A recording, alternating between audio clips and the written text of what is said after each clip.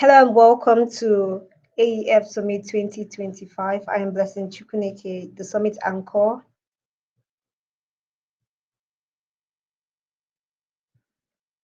If you're just joining us, we'd like to know where you're joining from. Yeah.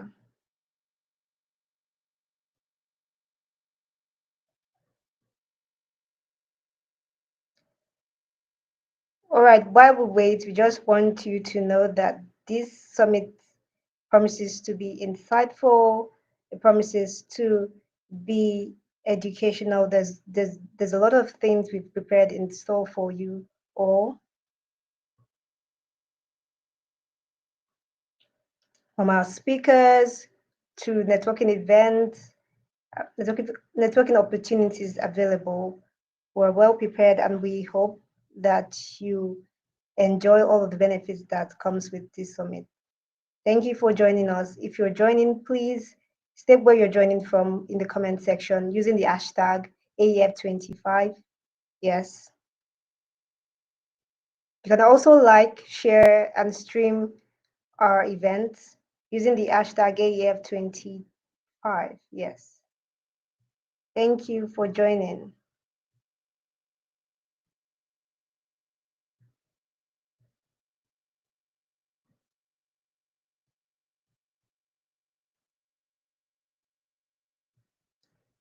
Thank you, Oluwagbemi Joy Oshore, for joining us. Thank you. Joy is joining from Shagamu, Ogun State.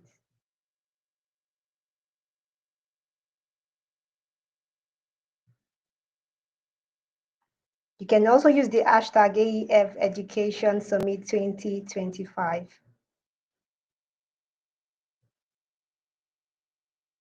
Right? If you're joining, please state where you're joining from. We'd like to know where you're joining from. Yeah. So just in case you do not know, AEF 25 is about training, it's about training teachers all over the world, especially in Africa. We're making sure that we help these leaders, to be more impactful in their world. So the theme for the year is teaching in a changing world, innovation, well-being, impact. Innovation as a teacher, your well-being as a teacher. We talk about mental health every day, and we know that teachers have a lot of things to work with, a lot of things to go that they go through. So this is one of the platforms where you talk about their well-being, aside mental health, finance, their another part of it. Yes. So we talk about impact too. Yeah. So again, the theme is teaching in a changing world, innovation, well-being, and impact. Beyond the classroom, beyond just teaching your mathematics and your English, what else, more than that, what else do we have in store for the world? It's not about, okay, 1+1, but more than that, going forward, how would your students remember you? What impact would you say you've done for the world? Thank you, Duse Adnum, for joining us. Thank you for being a participant. We're glad to have you. Yeah. So again, this is the AEF Summit 25, and the theme is teaching in a changing world.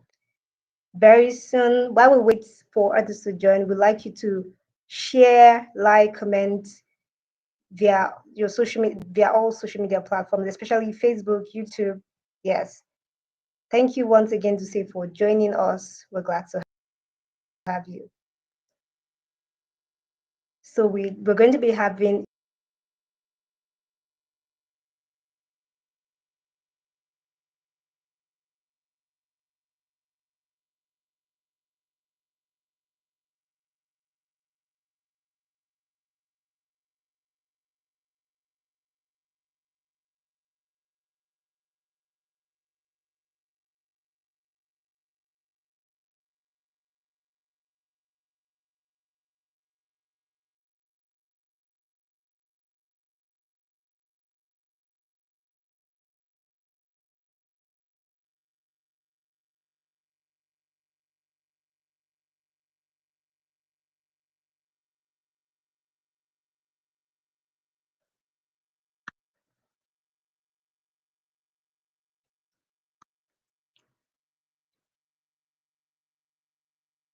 All right. Okay.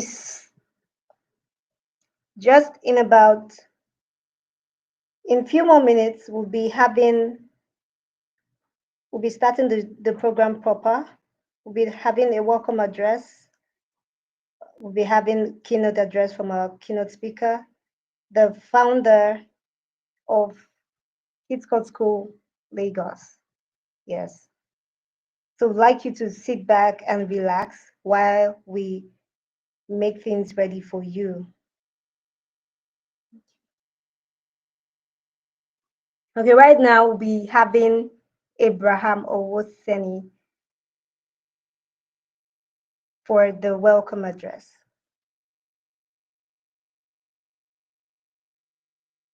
Hello, sir, you're welcome.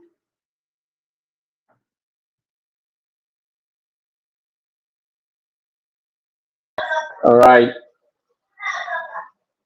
All right. Thank you. Thank you, Blessing.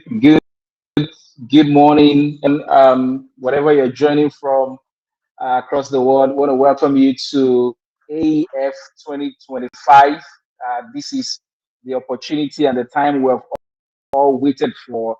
I welcome you. Two things I wanted to do while I give this welcome is number one, a teacher who is as passionate like you, a teacher who loves to learn and stay at the cutting edge. Please be kind to them. Share the YouTube link you're watching with now. Make the best of their morning and their day to glean from all that we're going to be learning today. We have our keynote speaker already with us, and many plenary sessions we're going to be going on with today. This is a great opportunity to learn and immerse in the experience we're going to be having, right? On behalf of the African Educational Management and Leadership Forum and the summit convener, Mr.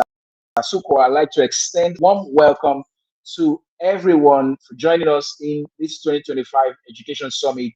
This is a continuum to part of our intervention to train and to upskill teachers as education leaders across the world. And it's an opportunity to come your way again this year, supporting what you do and just taking that to the next level in impact and in competence. So if you look at the team this year, you'll be asking, why are we talking about the changing world, right? And this is apt. It's just the best time to begin to talk about this. We talk about a lot of things happening vis-a-vis technological changes we are seeing in the world today, right? And some teachers are kind of scared. Oh, what will happen? Will I lose my role, or where out, and all of that? So we're here to learn. It's a changing world, but I like to remind you that it's a changing world, but the mission is not changed. The mission remains that we want to see lives transformed. We want to see destinies shaped.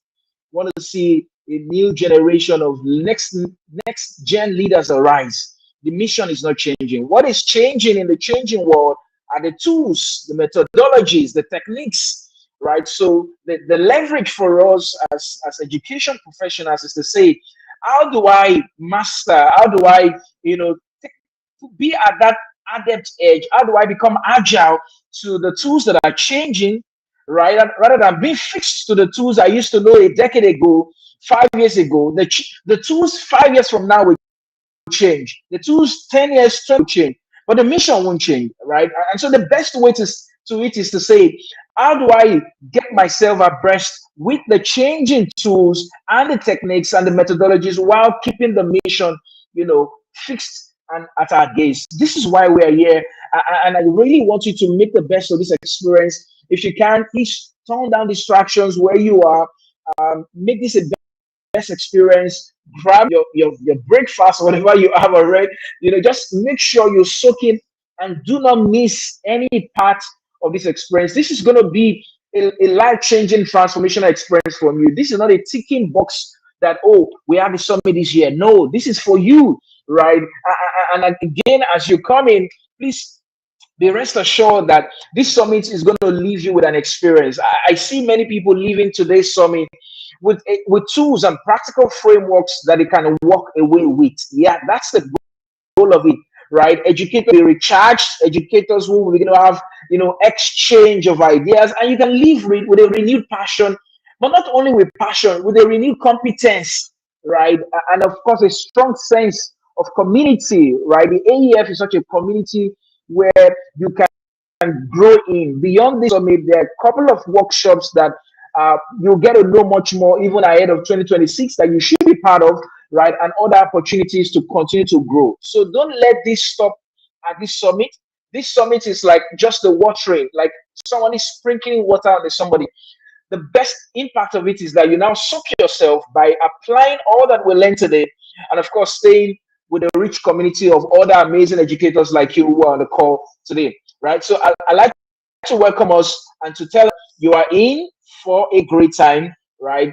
Don't miss all of the experiences we have. Now you must have gone through the brochure. If you have not, you can scan the QR code you see on the screen. Take a look at the brochure and the rundown we have. After now, we're going to be receiving our keynote speaker, Dr. Amibola, who is right here with us in studio. And then we have 4 plenary sessions. This is something awesome, right? Please share the link, like this stream, subscribe to the channel as well, and of course, have a great summit experience. I'm going to pass it over to my colleague, and I want to wish you a great summit experience. Of course, as this experience goes on, feel free to share your aha moments in the comments, right? Use the hashtags we've been told, AEF 25, AEF Education Summit 25. Share your memories and your light bulb moments. And again, have a great experience. All right. Bye for now. So over to you, Blessing. Back to you, Blessing. So much, Dr. Oweseni, for that welcome address. Yes, we're happy to have you on the team. And then right about now, we'll be having our keynote address from Dr. Abimbola, right? So we'd like to just get a brief profile from her. We'd like the team to please play a profile. Yeah. Dr. Abimbola Ogundere is a globally celebrated authority on education leadership, school transformation, and human capacity development.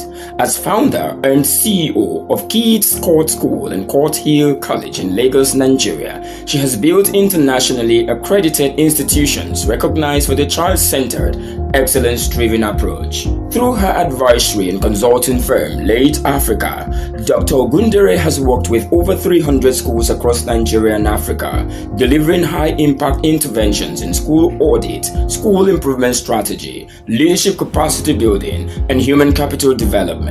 Her strategic guidance has helped education leaders achieve measurable improvement in quality, operational efficiency, and long-term sustainability. She is an accomplished author of 6 influential books on school leadership and improvement. Dr. Ogundere holds a Master's in Applied Educational Leadership, a Master's in Public Health, and Leadership certifications from Harvard and Cambridge. She is also a qualified medical doctor and a North American Montessori certified teacher. Her keynote session is on the Future Ready Educator, building skills that matter for tomorrow's learners. In this session, participants will gain clarity on the essential competencies of a future-ready educator, explore strategies for integrating digital school. Her keynote session is on the future-ready educator, building skills that matter for tomorrow's learners. In this session, participants will gain clarity on the essential competencies of a future-ready educator, explore strategies for integrating digital tools and global perspectives into everyday practice, and learn how to equip learners not just for exams but for life and work in an unpredictable world. Distinguished ladies and gentlemen, let us make welcome Dr. Abimbola Ogundere to AEF 25 for the keynote address.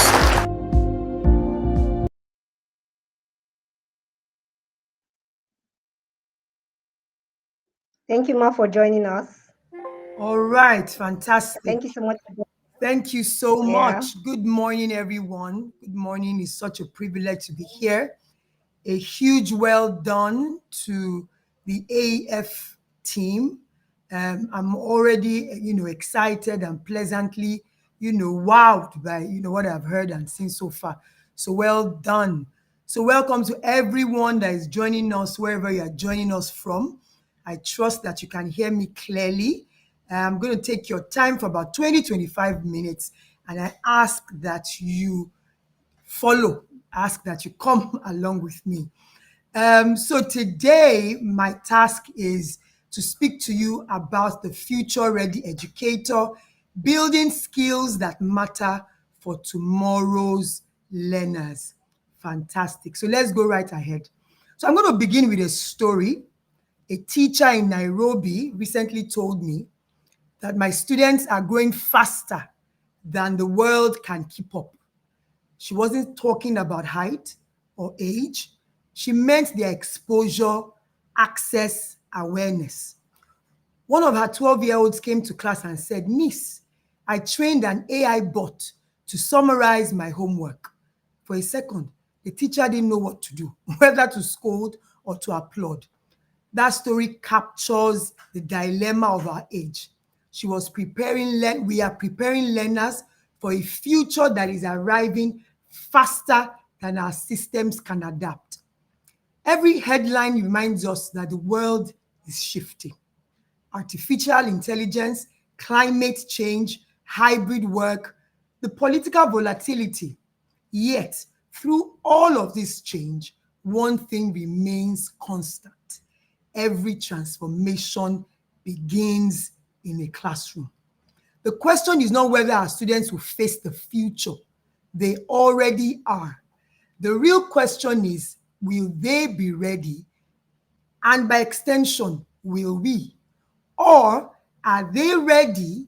And by extension, are we? So let's take a look at where we stand.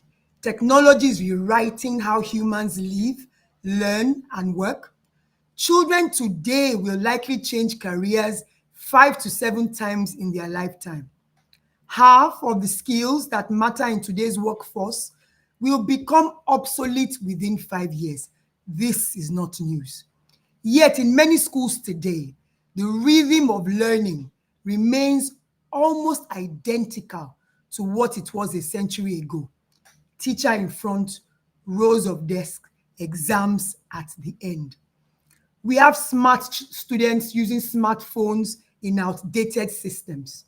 We have schools preparing children for jobs that no longer exist, while ignoring the skills they would desperately need, such as creativity, resilience, empathy, and adaptability. And that is why the educator is more critical now than ever. Not as a dispenser of information, but as a designer of human potential. Because in the age of artificial intelligence, our most important work is to nurture authentic intelligence, the kind that can think, feel, and create. When we talk about being future ready, we often imagine technology, smart classrooms, coding, robotics. But the future-ready educator is first and foremost a mindset, not a device.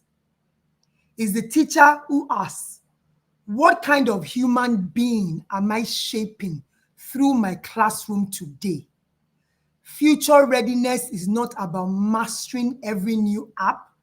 It is about mastering curiosity, courage, and compassion. It's about being willing to learn in public, to model adaptability for your students, to stand at the intersection of tradition and transformation. A future-ready educator combines 4 essential capacities. Number 1, learning agility, the ability to keep evolving, to stay teachable, to treat curiosity as a professional discipline. Number 2, design literacy, the capacity to create learning experiences that connect knowledge to real life, relevant experiences. Number 3, digital and data fluency. It's not just about tools, but understanding that technology shapes thought, relationships, and ethics. Number 4 is human leadership, maintaining our humanity, empathy, emotional intelligence, and the ability to bring out the best in others. These 4 are not subjects in a curriculum. They are dimensions of a new kind of professionalism. Learning agility, design literacy, digital and data fluency, human leadership. To be future ready, educators must move from delivering content to designing experiences. Let me explain. Delivery focuses on what students will learn. Design focuses on where are they learning it, why should they learn it, and how to make it meaningful. In a delivery model, the teacher holds the answers. There's a scheme, there's the objectives, the topic for the day, the success criteria. In a design model, the teacher frames the questions. When students are guided to solve real-world problems, designing solutions for waste in their communities, creating podcasts about local history, or using data to explore health trends, they are not just absorbing the knowledge, they are practicing something that is called agency. Agency is the belief that my voice matters, my actions count, and it is the heartbeat of the future of learning. A future-ready teacher cultivates agency by turning classrooms into laboratories of relevance. Relevant. Why are we learning this? How does this work? How does this affect me? How does this affect my family? How does this affect my community? How does this affect my world? They don't teach for exams alone, they teach for life. They teach so that students can connect knowledge to context and character. And the magic truly is they don't need expensive tools to do this. They only need curiosity, creativity, and courage. Let me be honest, many educators fear technology because they think it will replace them. But technology is not the enemy. Irrelevance is. When used well, technology is not about gadgets, but it's about possibility. It extends reach. It personalizes learning and allows students to create, not just consume.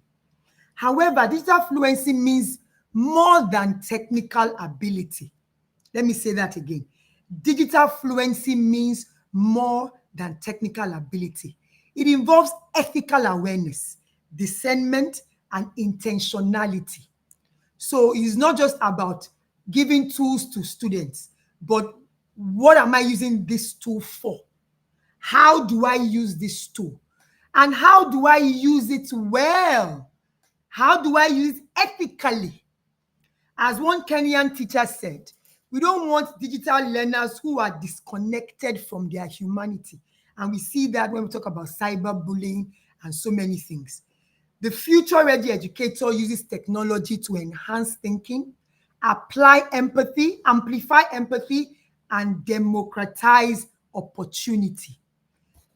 As classrooms become digital, the heart of education must become more human. So as classrooms become more digital, the heart of education must become more human.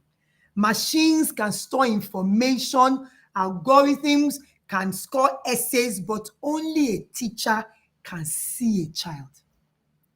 Only a teacher can see a child, sense them, get them, love them, care for them, and say, I see you, and I believe in you, and I am here for you.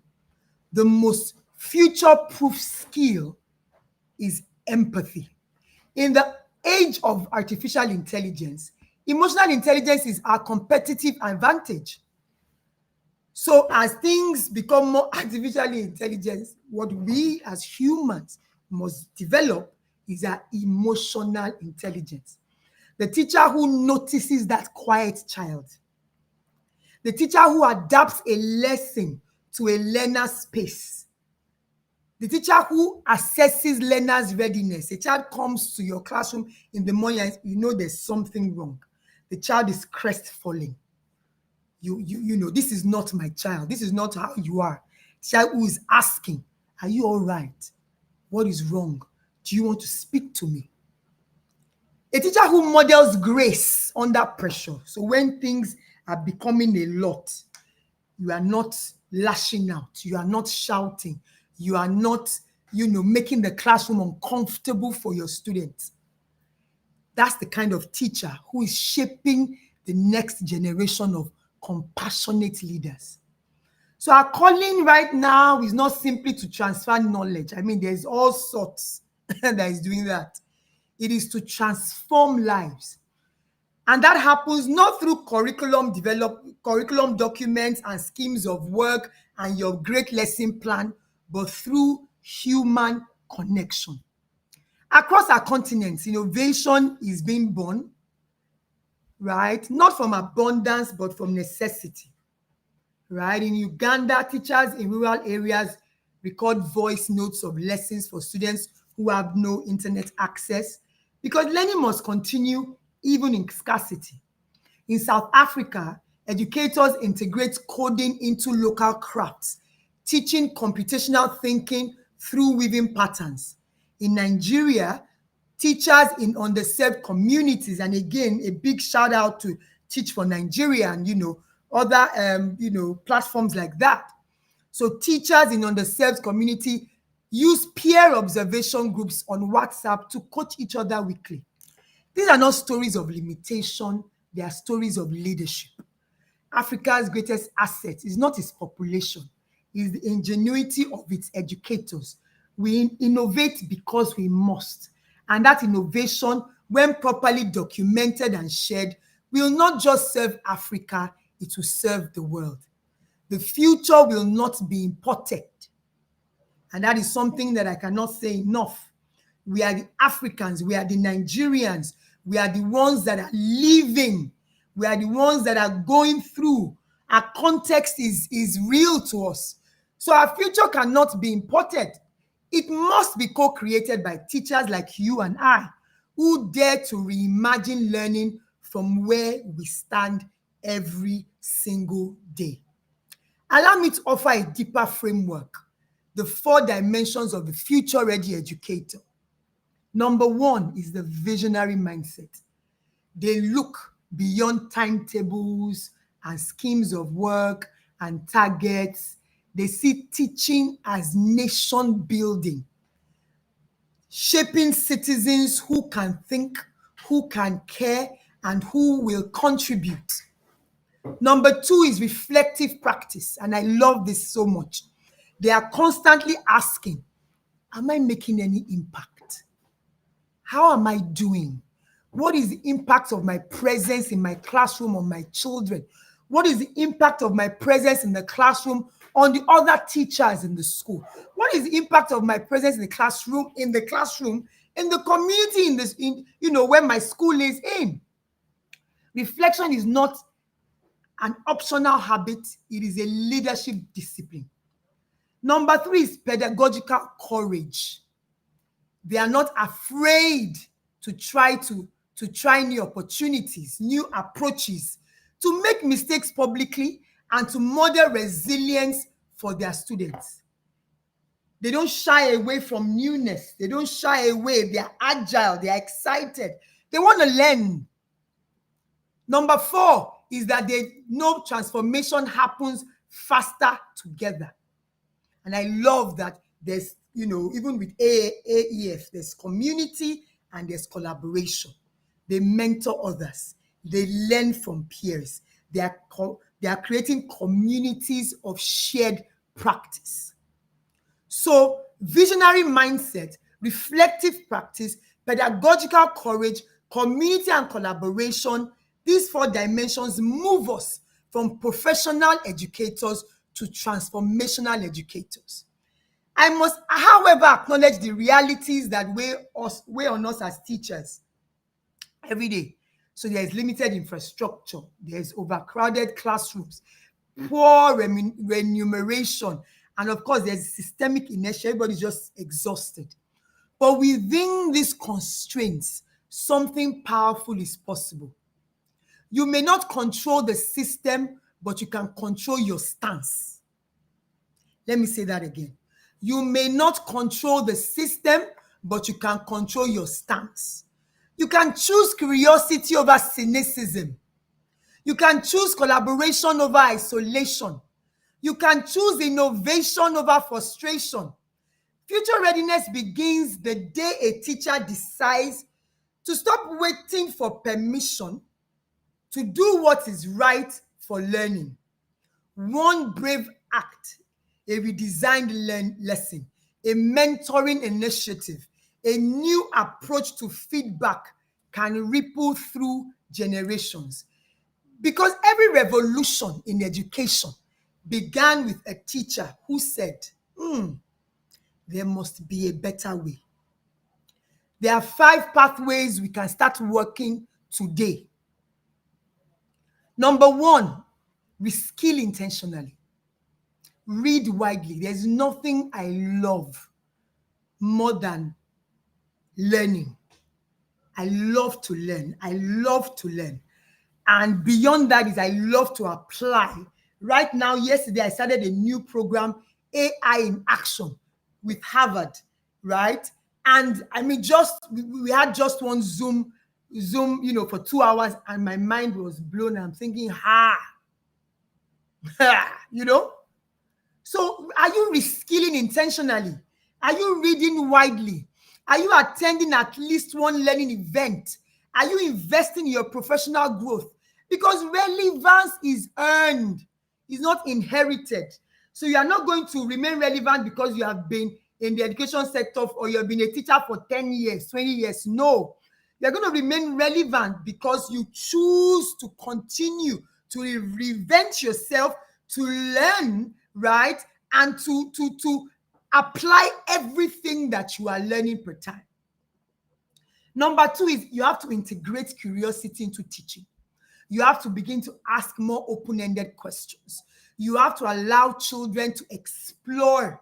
What are they even thinking? What might they think? How far, how deep, how high can their thinking go before you begin to explain? That sage on the stage that we are as teachers, you must retire that. Number 3 is you must connect with others. That, I don't like other teachers.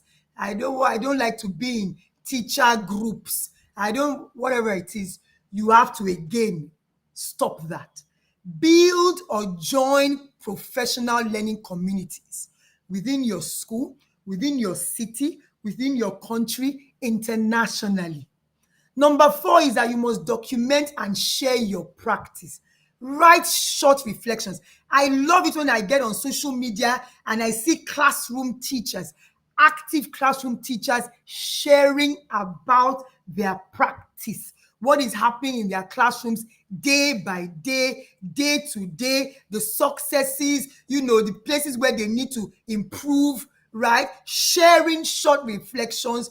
Post these micro insights online. The world needs to hear African educators' voices. Number 5, lead with hope. Be the teacher whose belief in possibility infects the room. It infects your school. Don't be that negative teacher, that angry teacher, that I'm looking for the word, that teacher that is just has something bad to say about every single thing. That pessimistic teacher that is bringing everything down. Don't be that person. Because hope is not a mood. It is a strategy. In closing, the future of education is not an event waiting to happen. Right now, it's being written daily, right? In classrooms across the world, in spaces across the world. Somewhere, a child will decide to become a scientist because you made her curious. Another will lead with integrity because you modeled courage. Another will start a movement because you helped him or her believe in his or her voice, that it mattered. That is the power of educators.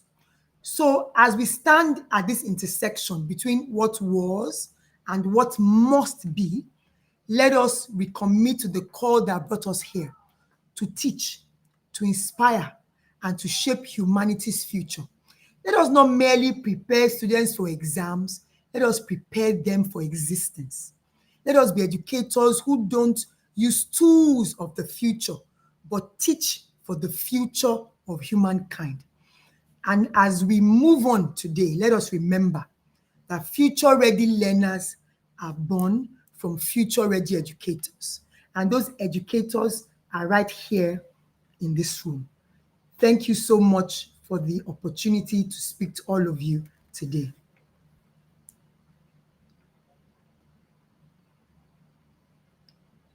So much, Ma. That was great. I really enjoyed the session. There were a lot of things to get from it. Yes, the future ready learners would basically hoping on we future ready educators. And one of the things that you said that was very, very important is we seeing teaching as nation building, right? If we don't see it as more than impacting the basics of okay adding 1 plus 2 and see beyond, okay, I want to make sure that these people get all the knowledge that they need to carry on to build a better nation and all of that. We're just going to do it as something that is not really worthwhile, right? So when you have a transformed mindset to see it as something beyond, more than classroom teaching, you are impacting for the future, then we're able to do this in a way that would impact a lot of generations across across the world, in Africa and the rest of it. So one of the things we're talking about reflective practice, right? Or we as teachers, you need to, okay, am I making impact? You need to also try to engage with other teachers to know, okay, how can I learn from this? How can I be better? Put yourself out there. This is a digital world, right? So thank you so much. Yeah, if we have questions for Dr. Abimbola, would like you to state it in the comment section, and then we'll pick it up from there. Thank you so much. And also, you can also share what you've learned, right? You can also share what you learned in the comment section. Thank you. While we're waiting for that,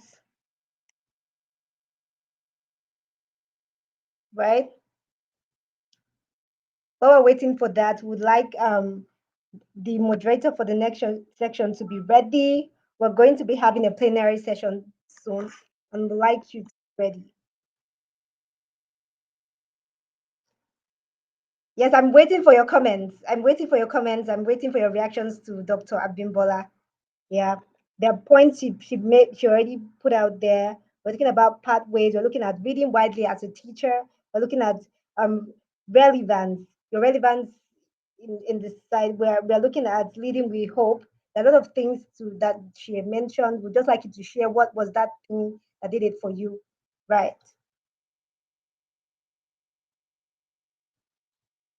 Thank you so much, Dr. Abibola. Thank you so much. Thank you for joining us again.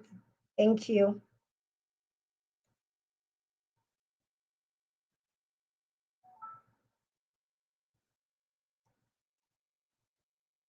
I would like to get your comments. I'd like to get your comments while we wait for the next session to begin. Right? So there are things she already pointed out, talking about human leadership, we're talking about design literacy, we're talking about learning agility, we're talking about digital and data literacy. These are all the things that she put out there. Yes.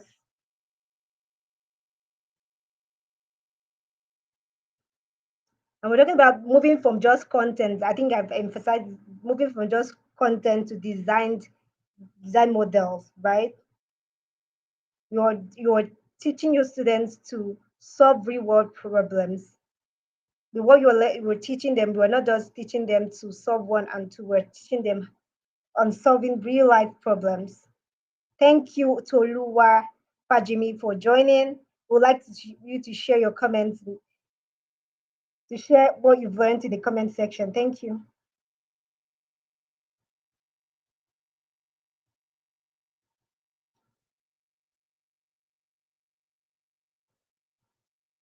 Hi, Mrs. Edirin. Would like you to get prepared as we begin our plenary session in a bit.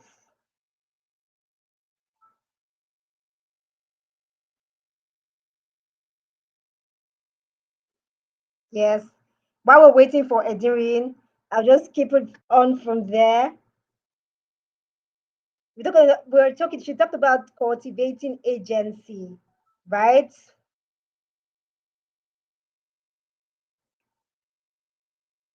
While we're waiting for Edirin will just keep on, right? So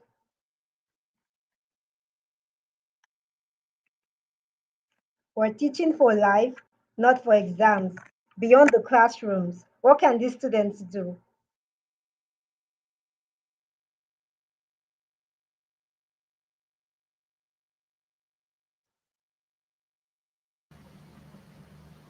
All right, Yeah, thank you so much. I lost my connection for a few minutes. I just want to say a huge thank you to the AEF team for having me this morning.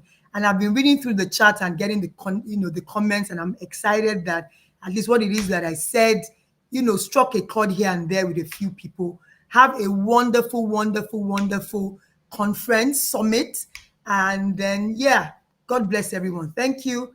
Bye then. God bless you, man. Thank you for joining us. Thank you. Thank you, man.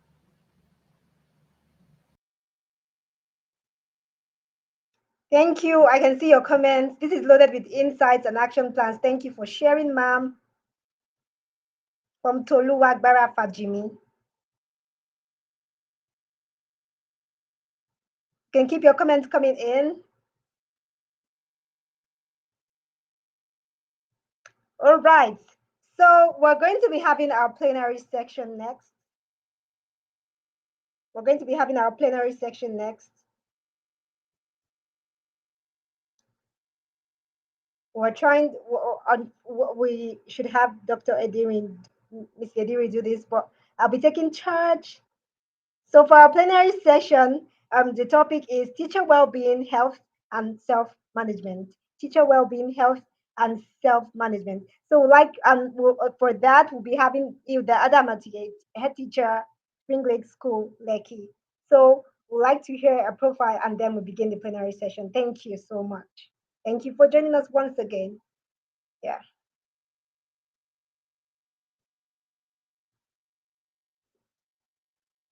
We'd like to hear a profile and then we'll begin the plenary session.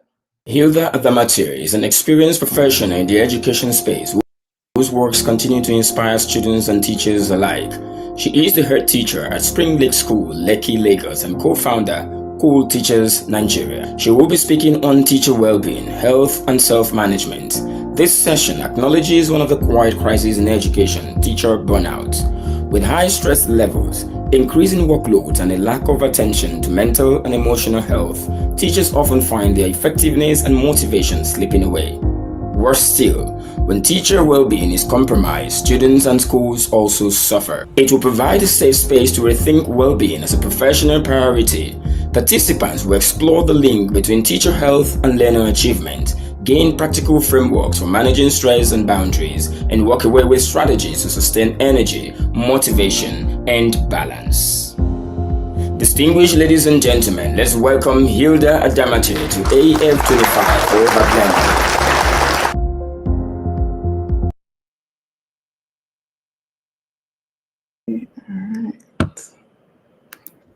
Hello. Okay, hi, good morning. Can you hear me? Good morning. To have you. Okay, good morning. I'm excited to be here. Thank you all for joining, and thank you, AEF, for the invite. My name is Hilda Adamati. Like I said, I'm excited to be here because teacher well-being is actually a topic that is very dear to my heart. So I'm happy that I'm talking about this today. A lot of teachers are burnt out, stressed. You go through your... Hello, ma'am. We can't see you. We'd like you to turn on your camera. My camera is on. Thank you. Oh. My camera is... Oh, okay, sorry. I thought... Oh, now we can see you. Okay, all right. Now we can see you. I was wondering, but my camera Right, is on. All right. So should I start again? All right. So my name is Hilda, like I said, and I'm very excited to be here because teacher well-being is a topic that is very dear to my heart. A lot of teachers are burnt out. They're exhausted. They end their day feeling like they've been run by a trailer or they've run a marathon, right? So, and it happens a lot. We see it happen a lot, leads to resentment, it leads to bitterness, and people just lose their passion basically because of things like this. And to be honest, you're not supposed to be on survival mode. It's actually possible to thrive and not just survive in this profession. So like I said, it's a topic that is very dear to my heart, and I'm very happy for this invite, and I'm happy to be speaking about this today. So this is end of week 4 for some of us, and this is end of week 5 for some of us. I'm going to ask you, how are you feeling? How are you? Right? How you feeling? Are you tired? Do you already feel burnt out? Do you already feel like you ran a marathon in just 4 weeks? I'm asking you, how are you feeling mentally? How are you feeling physically? How are you feeling?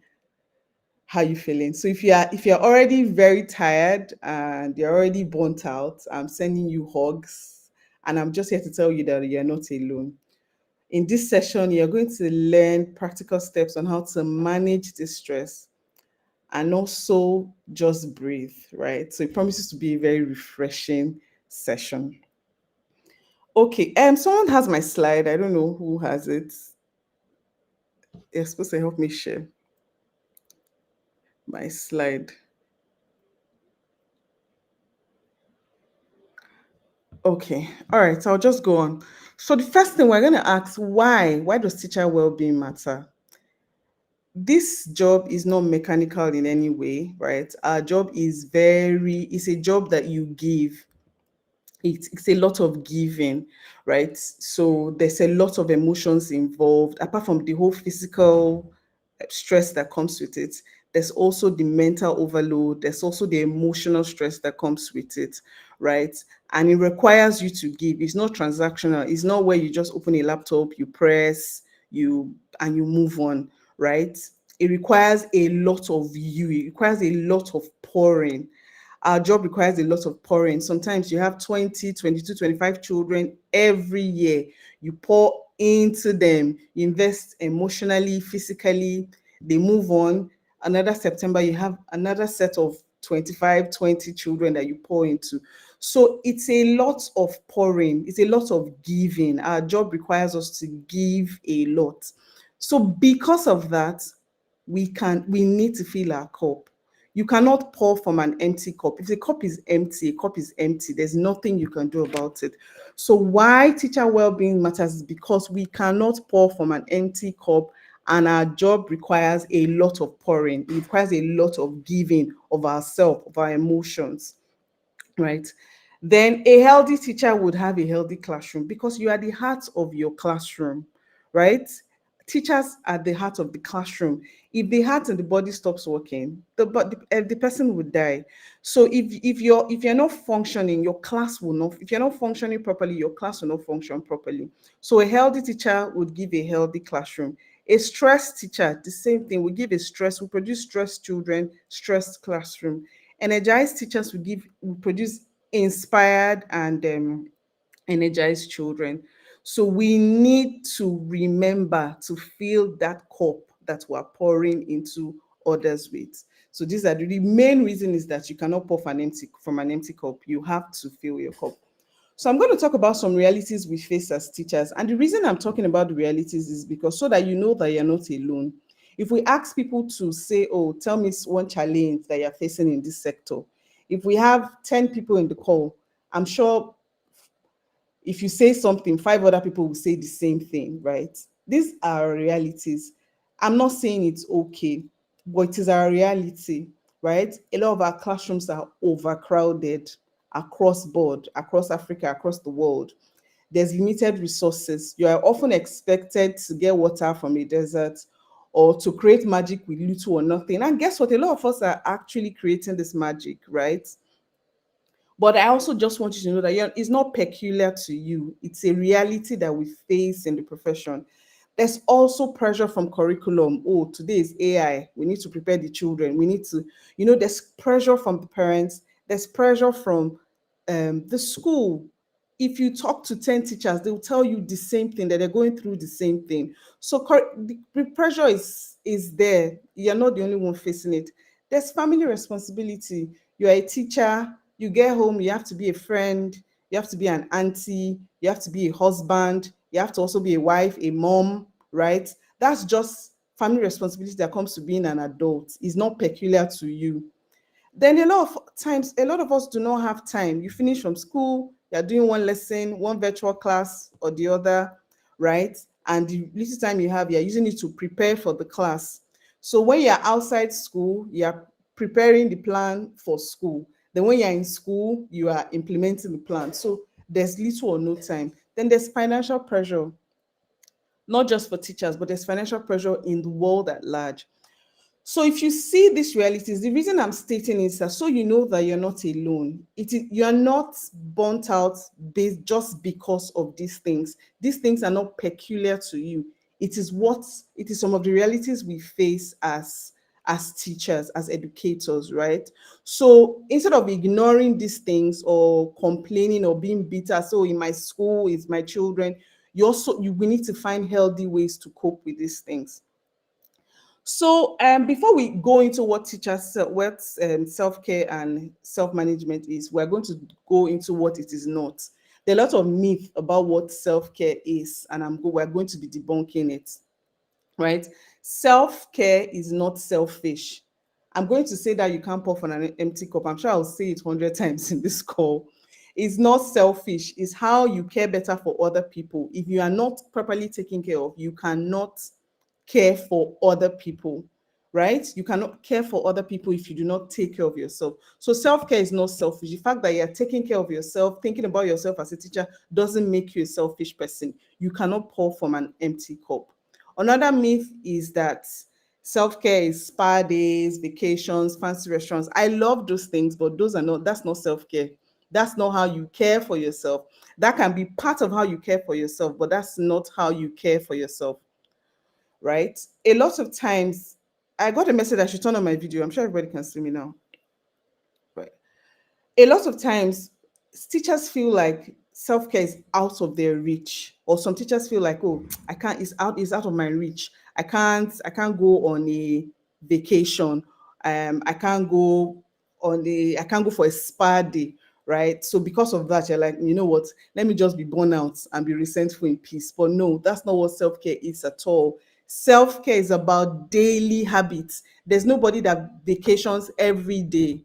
There's nobody that goes to the spa every day. Okay, maybe, I don't know, maybe there's some people, right? So all those fancy things, nice vacations, they're great, but that's not self-care.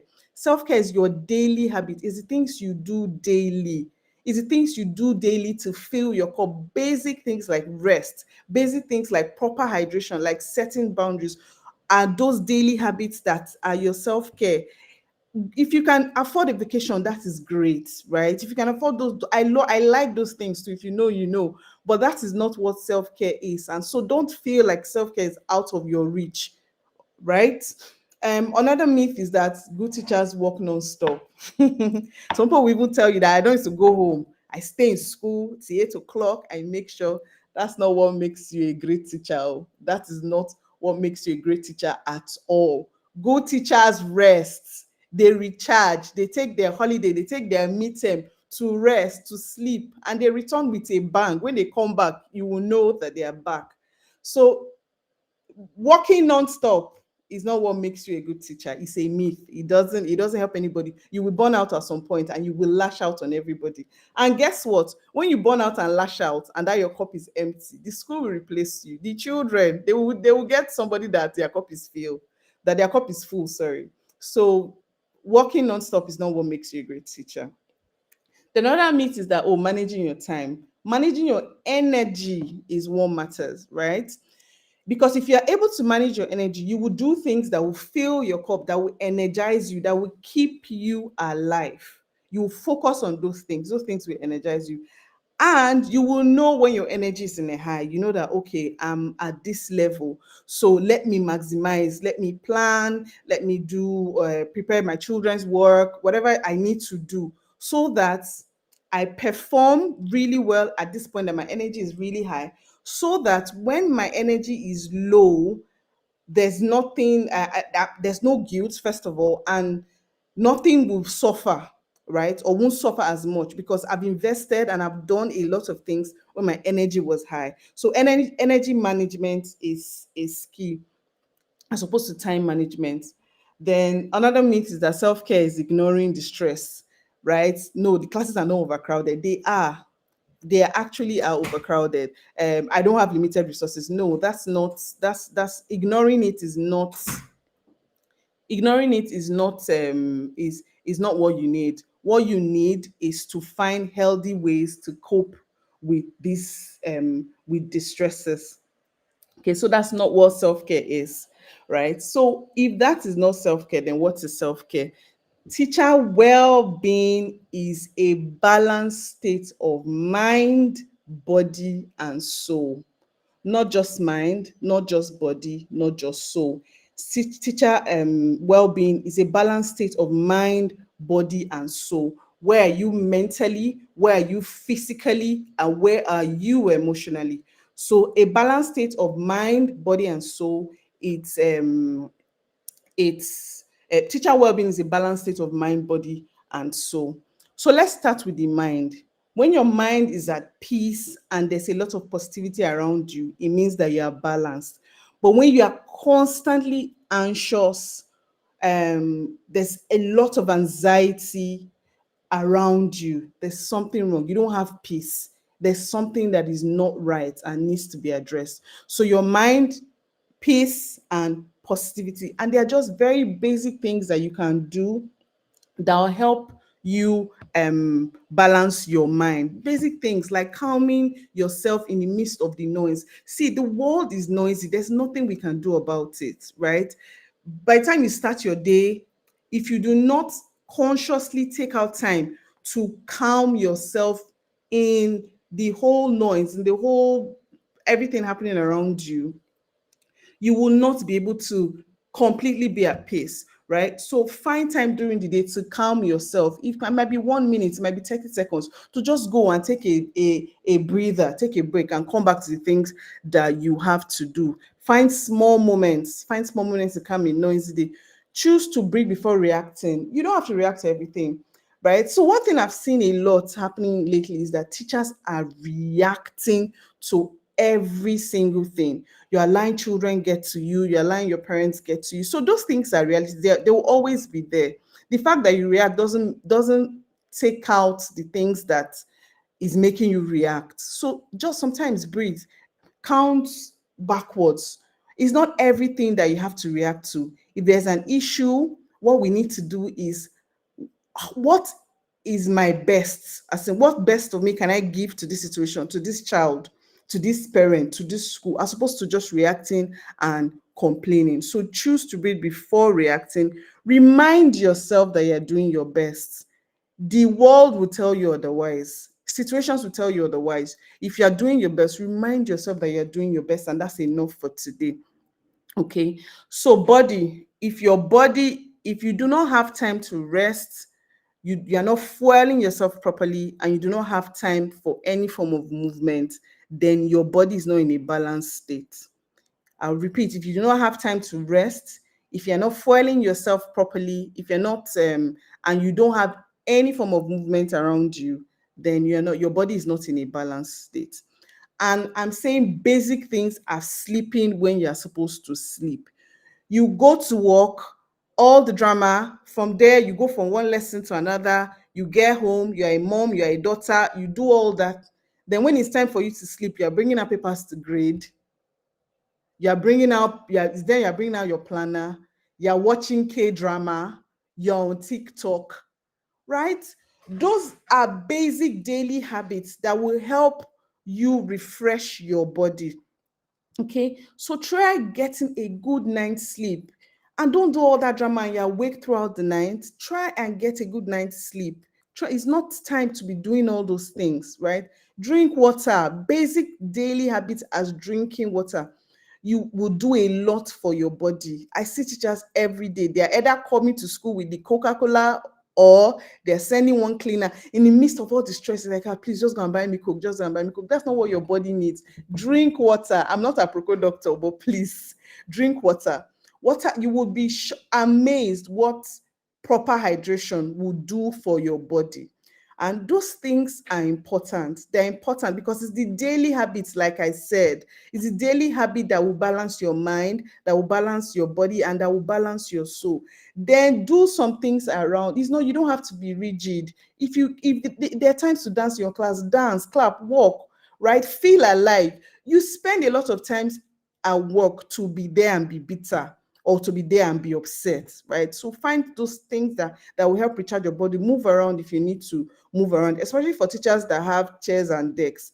Move around, okay, so you're not sitting in one place. So like I said, for mind, if your mind is not at peace and you're not seeing positivity around you, then it means that your mind is not balanced. If you're not able to rest properly, for your body properly, and have a level of movement, then your body needs help. Then for your soul, if you do not have joy or feel gratitude or connection, human beings are made for connection. If you're beginning to lose connection, you're not grateful, and there's no joy in you, then it means that your soul is not at a balanced place. So basic things like laughing with your children, feeling proud when a child, for things that children could not do and they're able to do, those are things, some things like that can help feed your soul. Like I said, teacher well-being is a balanced state of mind, body, and soul. So, gentle reminder before we move on, your well-being is not luxury, right? Your well-being is not luxury and is not out of reach. Your well-being is how you stay human. Teacher, na human being. You are human, right? Taking care of yourself is how you stay human. Sometimes I go somewhere and I see maybe a parent from school or a child, and they're like, I'm Miss Hilda. I'm like, yes, so I'm here to.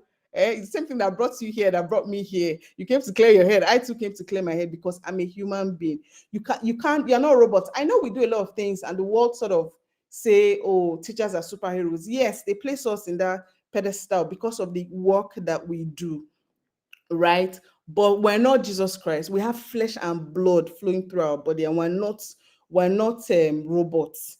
So you have to stay human by taking care of yourself. Your self-care is not a luxury. It's not luxury. It's something you have to be intentional about. So I've told you balanced state of mind, body, and soul. So we're going to talk about the 3 pillars of self-management, how you can manage yourself well to be able to function, not get to the state where you're completely burnt out and get to a state where you become bitter or resentful, because that is where it leads to. When you keep giving and giving and giving and there's no refill, you will lash out at some point. You will lash out and say, you know what, I can't do this anymore. And at the end of the day, the people that it will affect you, to affect your children, and also affect the school. So 3 pillars of self-management. The first thing is energy management. What are the things that make you come alive? What are the things that you do that you know that are good for you? Okay, so take care of your body, sleep well, like I said earlier, eat right, and stay hydrated. Move. Not everybody has to go to the gym, right? Not everybody can go home and maybe go somewhere, go for a run, but you can move. You don't have to just stay in one place. Stay hydrated, eat right, eat the right things, meal prep, and get the things that are good for your body. All this constant drinking of sodas, you just buy gala and something on your way, it is part of what is affecting your mood, but you do not know.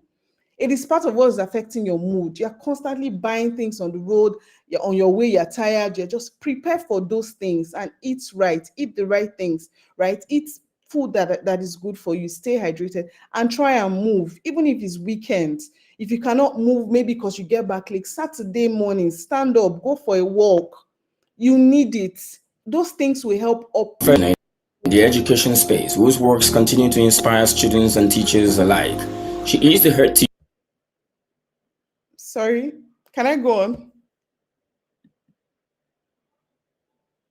Okay. All right, I can go on. Oh, sorry about that. Okay, so those things would they will lift up your mood more than you can even imagine, right? Things like simple things like going for a walk. It doesn't have to be every day. You can start every Saturday morning, you go for a walk before you start your day, right? You can start one Saturday and say, oh, I want to meal prep my food for the week, right? If you have power, why not? You cook and keep.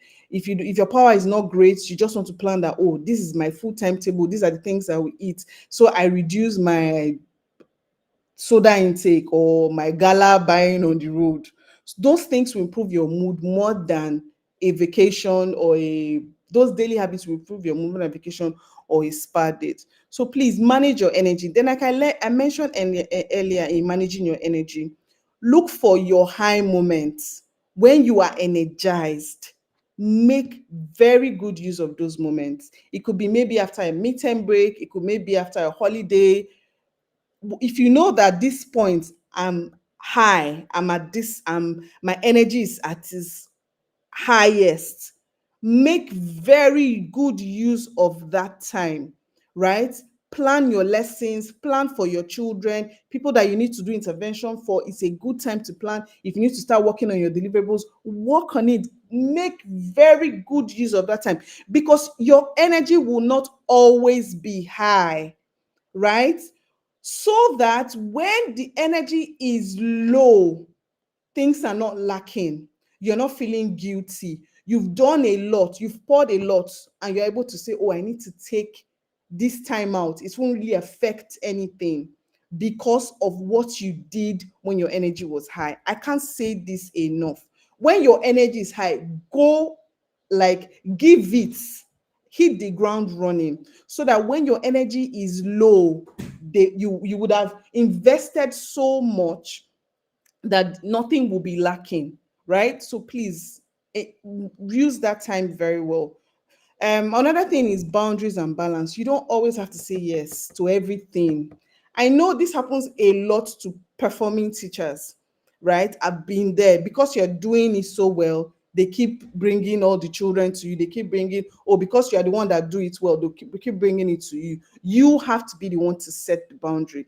I'm not saying don't shine. I'm not saying don't give, but know when to say, oh no, please, I can't do this now. Can I do it tomorrow? Can I do it some other time? Or no, my energy is really low now. I can't do this. So know when to say no without feeling guilty. You have to set boundaries, especially teachers that are doing so well. You will burn out. You will end up burning out. There's really nothing anybody can do about it, because you are human. You are not a superhero. You are also not Jesus Christ. So please know when to say no. Say, oh, please, can I do this tomorrow? Can you give me maybe a longer time to do this, right? Please. So know when to say no. Have a shutdown ritual. Leave school when you leave school. There are some days that your energy is so high that even when you leave school, you're still able to do some things at home. You know, your body knows that. But not on days that you are really low. You've left school. You know that, oh, you're not even functioning properly, but you're still mentally in school. Have a shutdown ritual and intentionally do it, right? And say, you know what, this weekend, I am shutting down. I'm making time for other things that I need to do, right? Then Teacher at Spring Lake School, Lekki, Lagos, and cool teacher. Okay, sorry about that. Make out time for Teachers, Nigeria. She will be speaking on. Make out time for non-teacher you, right? The only thing around you is not just this teaching. There are other things that you like. Everybody that knows me knows that I like to exercise. No matter how crazy my time is, I find time to exercise. You know why? Because it's like my only sane period of the day. Okay, maybe not my only sane period, maybe my most sane period for the day. Is the only time where I'm not hearing Miss Hilda and I'm not hearing mommy, right? So I make out time for it and it makes me better. People that know me know that when I do not exercise, I'm cranky. I just start to give an attitude. So make out time for those things that fulfills you, that keeps you alive. Hobby, whatever it is, family, faith, church, whatever it is that keeps you going. You know what? Those things that you do for your non-teacher you is what will fuel your teacher you. Your life shouldn't just be around going to school and coming back, or teaching children and coming back. There's some things that you've probably even forgotten, something that you used to enjoy, that because you've not done it in a long time, you don't even remember that there's that you again. Reflect, think about those things. For some people, is writing, right? For some people, it's singing. Some people, is faith. Do those things, right? I remember a long time ago when I used to go to school, and it was a long way. My house to school was like really far. Now I don't stay very far from work. I knew that, I was going to spend maybe like an hour before I get to school. I would select my playlist nicely, right? And block my ear. And I'm going to listen to it. I'll sing to it before I get to school. And it would really put me in a very good mood. On the days that maybe I forget my, what's that thing called? My headphone, or I forget, or maybe my battery is dead or something, and I go to school without listening to those music, my day is usually different. So like I said, it's daily habits that we cultivate. So look for those things that fuel you, that make you a better teacher, and do it so that those things, so that you're able to function better. So make out time for non-teacher you. You have friends, you have family. Do those things. Make out time for those things. Your life is not just does not revolve around a lesson plan, school curriculum, the school. That's your life shouldn't. Your life should not revolve around that. There should be other things in your life that give you joy. Then, when school ends, allow you to begin. Allow you to begin. If there's for some people, it's a passion. Maybe there's something else they like doing that they want to do as a side. It's also a good time to invest in it when you leave school. Okay. So yeah, I think then I've talked about boundaries. I've talked about energy management. Then another thing is positive mindset. Don't be a bitter teacher. Like I said, those things that I mentioned is not just your reality. The things that you're complaining about is not just happening in your school. It's not just happening in your school. It's happening everywhere. I'm not saying it's okay, but I'm saying don't be resentful. Don't complain about it. Oh, I'm here again. You wake up in the morning, you're like, this child again. No. You wake up in the morning and you're grateful. Speak into your day. Oh, my day is going to be a good day. Right? Use affirmations if you have, but wake up, start your day. I don't mean wake up with gratitude, because you can wake up and not feel grateful, but start your day, intentionally start your day with gratitude. Don't start your day thinking of all the things that can go wrong, the child that you're going to meet that's probably part of what is causing your burnout, or the parent or the head of school or something that's going. Don't start your day like that. Start your day with gratitude. Be grateful for today and be positive. Oh, my day is going to be good. Speak to yourself. Speak to yourself and celebrate yourself. You know, there's a lot of comparison happening right now because of social media. You can just the first thing you open your phone in the morning and you see somebody doing something, you're like, this person is doing such a great thing. That is great, but understand that people have different journeys. Don't be redundant. Don't be in one place. I'm not saying don't grow, but know that you're doing your best. And your best is enough. So please start your day with gratitude. Don't start your day complaining. Don't start your day being resentful. So before we continue, we're going to do a quick self-care audit. I won't ask for your results, but on your own, you're going to do it where you are on your own. So you're going to rate yourself from 1 to 5, right? How you're doing with your sleep, right? If it's 1, 2, 3, 5 being the best and 1 being the worst. So you're going to rate yourself by yourself.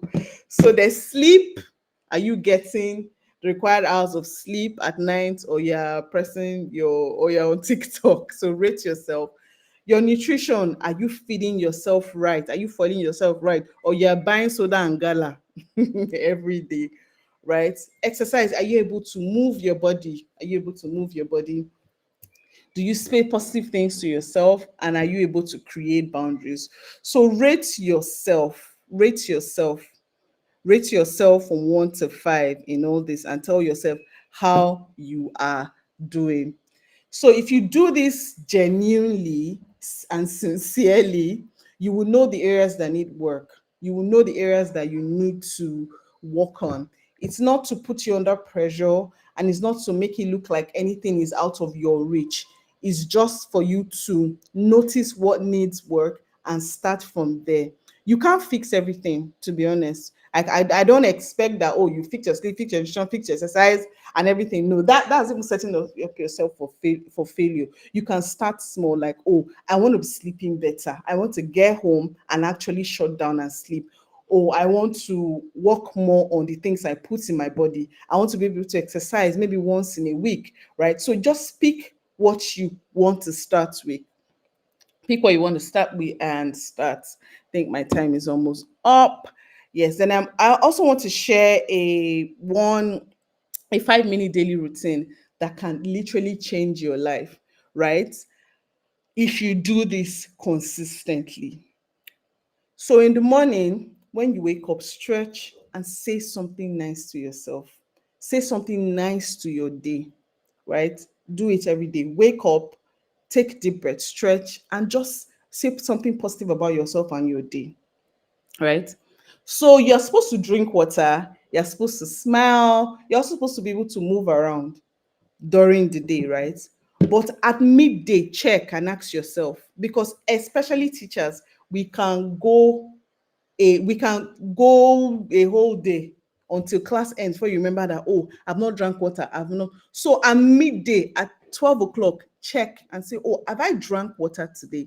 Have I been sitting in one place today, right? Have I been frowning? Or there have been moments that I smiled to my students? Do you understand? So check.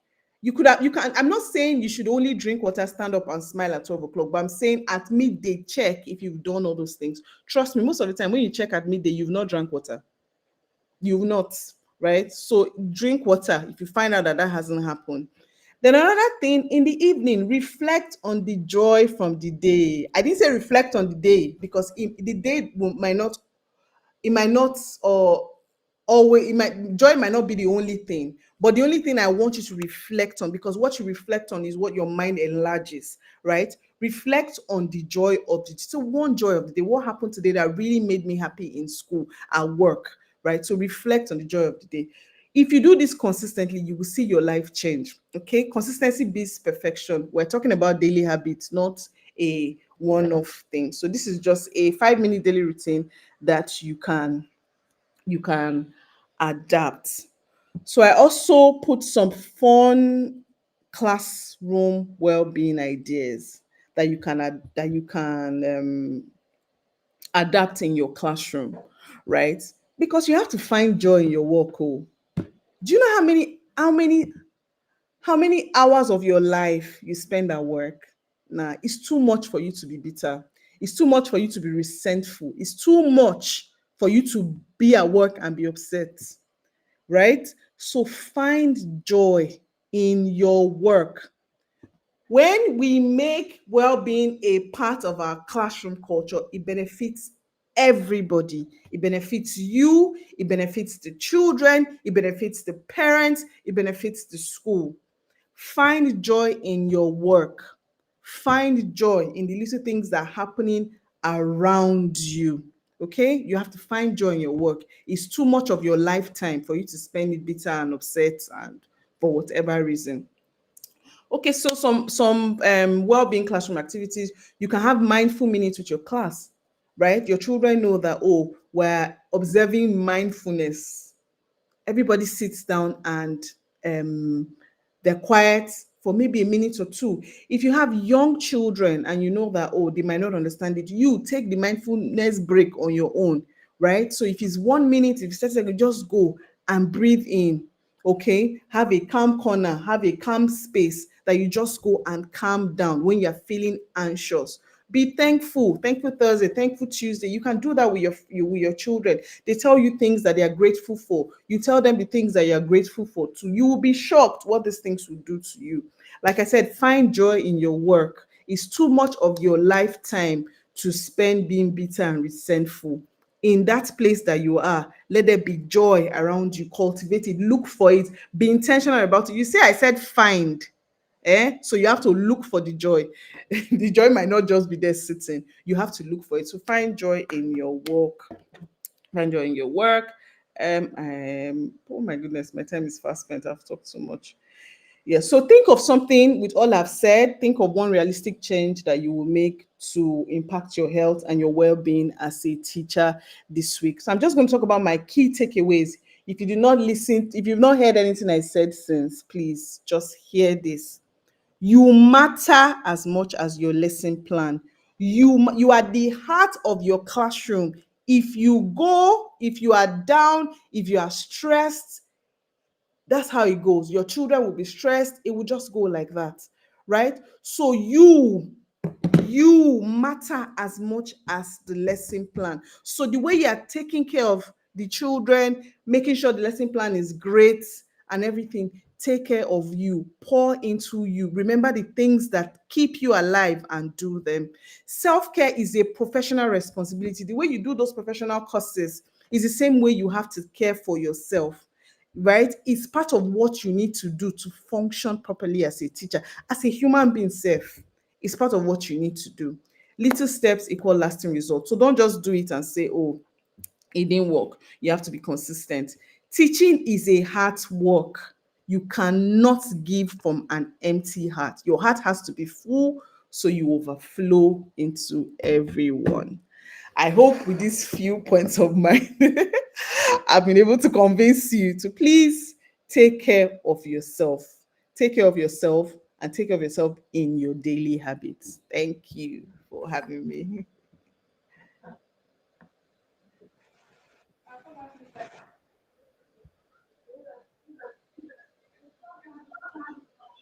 Hello, Hi, hello. I Can you can hear hear me? you. Thank you. Yes, we can hear you.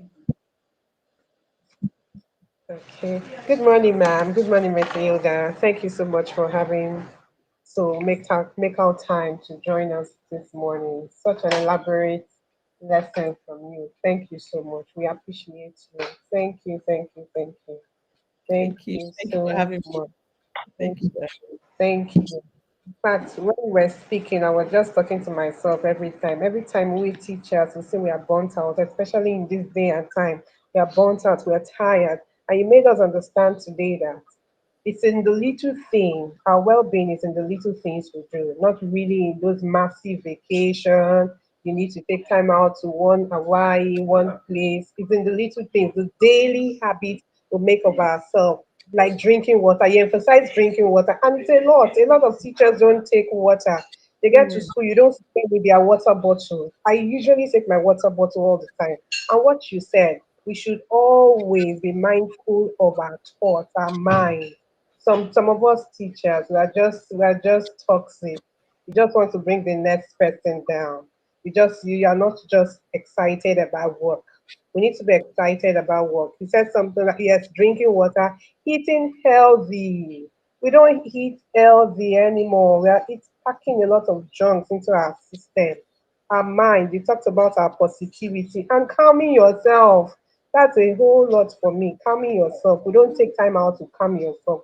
Like we always say in our vernacular Nigerian language, be calming down. Just calm yourself down. Just be calming down. We don't calm ourselves down. And it's a whole lesson for me, myself, and I know that other teachers here will learn from that. And you talked about managing your energy, not necessarily your time.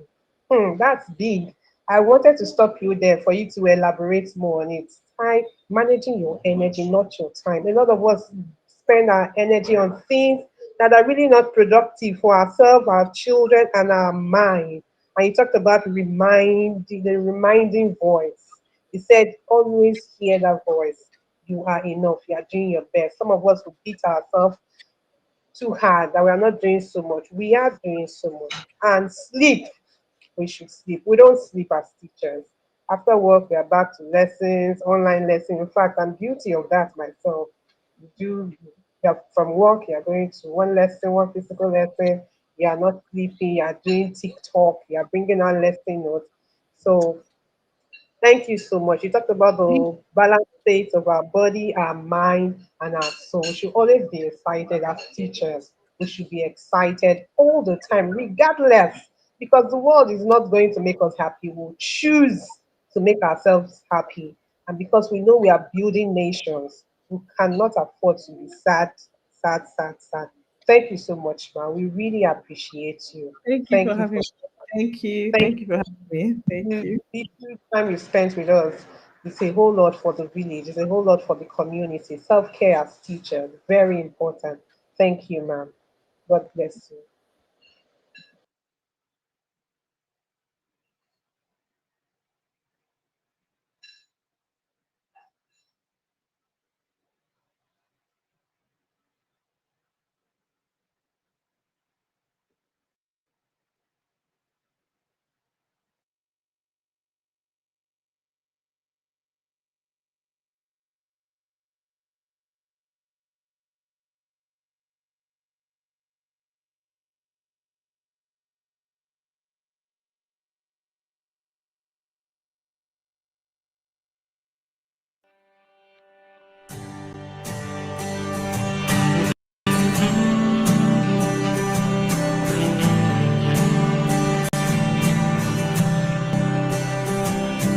This song is for those who inspire us today, who always lend a helping hand to help show us the way. This song is for those who see their students through the tough times in their lives. For that we say thank you. You have made a difference. You have shaped our minds. You have changed the world, one child at a time. You have always been there in everything you do. I hope that you're as proud of me as I am proud of you. This song is for those who heard the silent cries, who stepped in to wipe the tears from the children's eyes. Those who gave us a safe place to grow, a place for us to call our home. Forever we will know that you have made a difference. You have shaped our minds. You have changed the world, one child at a time. You have always been there in everything you do. I hope that you're as proud of me as I am proud of you. This song is for those who taught us right from wrong, who taught us much more than their craft to help our minds grow. This song is for those who guide us through and through, so that we can make a life. For that we say thank you. Made a difference. You have shaped our minds. You have changed the world, one child at a time. You have always been there in everything you do. I hope that you're as proud of me as I am proud of you. As I look back on my life into the path within my reach, I hope I can change the life of those that I teach. I can make a difference. All I do is try to see the world through the children's eyes. And I will always be there in everything I do. I hope that you're as proud of me as I am proud of you. And I will always be there in everything I do. I hope that you're as proud of me as I am proud of you.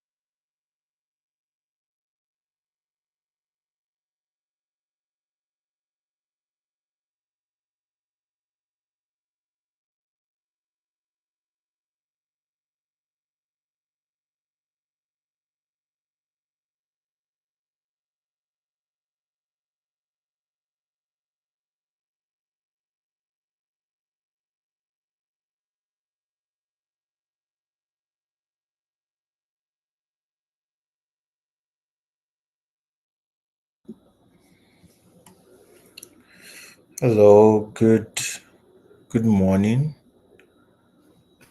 I just want to be sure you can hear me.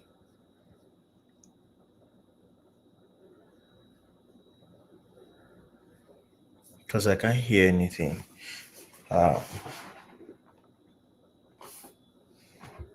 Hello, is anyone here? Can you hear me?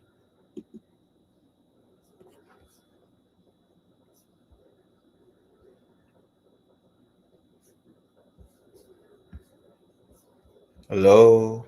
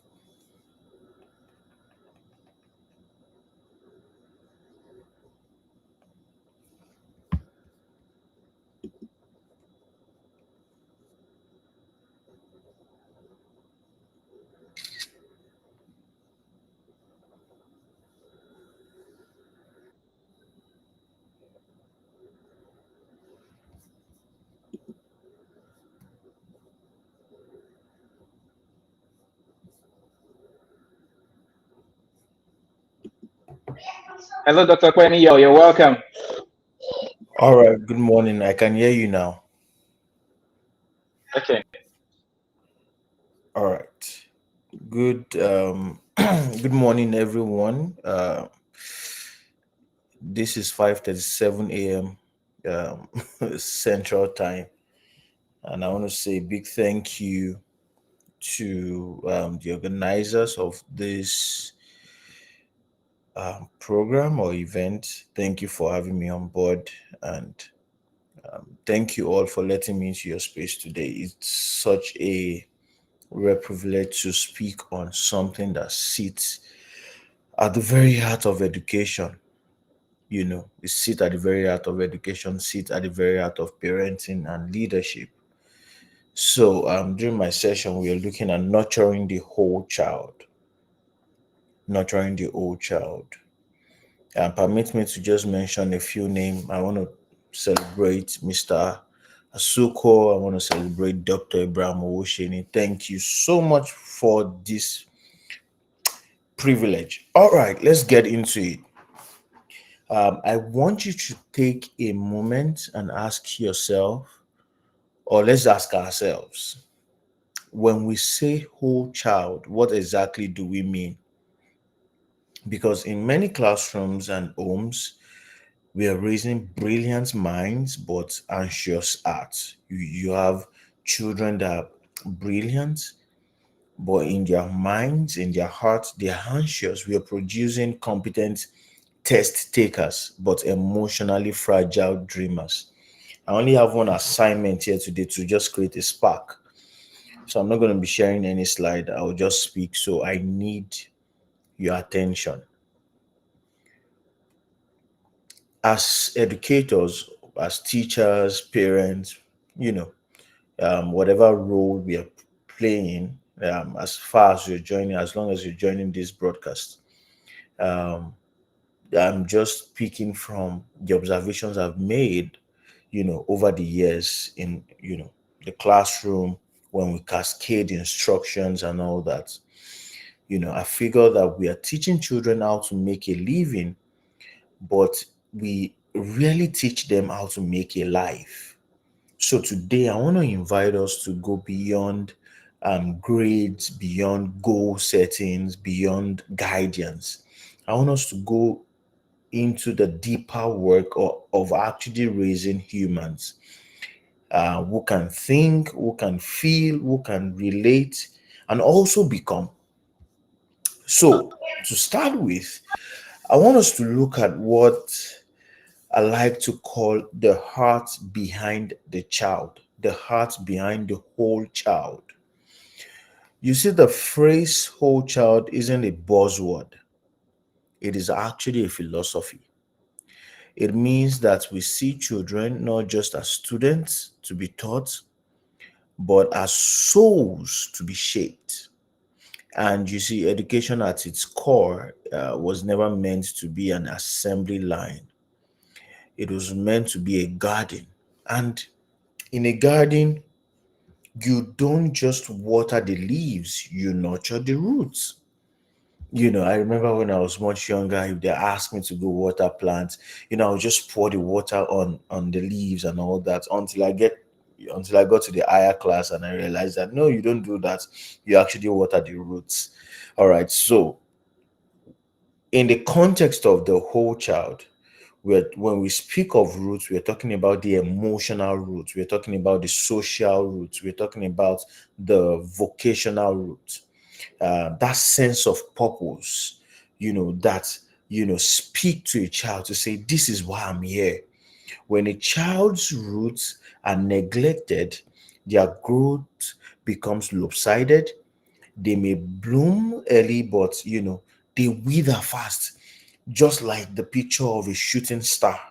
Whilst I was thinking about this speaking engagement of mine this morning, I just remember a lot of folks in my elementary class when I was much younger, and they were just amazing folks. And it's as if they were shooting stars. They went fast and they came down on time, like early, right? We have children whose roots that were neglected, they bloom early and they wither fast. They look successful on paper. They were the best students in primary school or elementary school, yet they remain disconnected from themselves. So the truth that I've learned over time is the fact that you can't build strong futures on weak foundations. I will say it again. You cannot build strong futures on weak foundations. And we know the concept of building. I'm glad Dr. Abraham Ocean is an architecture, and he will tell you how that the higher the building you intend to build, the deeper the foundation. So if you want to build a skyscraper, you have to dig deep, to have a solid foundation that can hold that kind of building. So no foundation is weaker than an unloved heart or an unsupported mind. That's where I'm going to. No foundation is weaker than an unloved heart or an unsupported mind. And that's why the work of a teacher is powerful. It's powerful because what you're doing is you're supporting the mind of a child. All right. You're pouring love as you're teaching, as you're cascading instructions. You're also supporting the mind of a child whilst the child is growing. You see how that your work is not something that should be pushed aside. Your work is a major tool for transformation in our society. So I want to say well done to all teachers. Thank you for all that you do. Now that takes me to the next statement I want you to think about. But before I go to the next statement, I will have to say what I said initially. I will have to say it again. Perhaps you didn't hear me well. I said you can't build strong futures on weak foundations. And no foundation is weaker than an unloved heart or an unsupported mind. So as you interact with your students, I want you to put that at the back of your mind. So now let's look at strengthening the emotional system, because because of the brevity of our time, so that I can also go back to bed. So let's start with emotional development. And as an educational psychologist, putting it, I'm trying not to use a lot of terms here right now. So I would say that emotional development is the unseen scaffolding that holds everything together. The unseen scaffolding that holds everything together. We live in a generation where anxiety is fluent. We live in a generation where self-doubt is native. Like, it's normal for people to doubt themselves, and children are growing up scrolling through Instagram reels, Instagram videos, TikTok, comparing their behind the scene to someone else's front stage. And you see, sometimes even in the most well-meaning homes and schools, emotions are still treated like interruptions, not instructions. I'll say it again, because I want school owners, I want parents, I want teachers to take note of this. I know you love your children, you love your students, but we still treat emotions as interruptions, not instructions. But I will explain. We need to start seeing emotions as data, because emotions are actually data. They are not dramatic. Emotions are not drama. Yes, your student will come up with different things, but is a form of information that they are giving you. Emotions tells us where a child is before they tell us who that child is.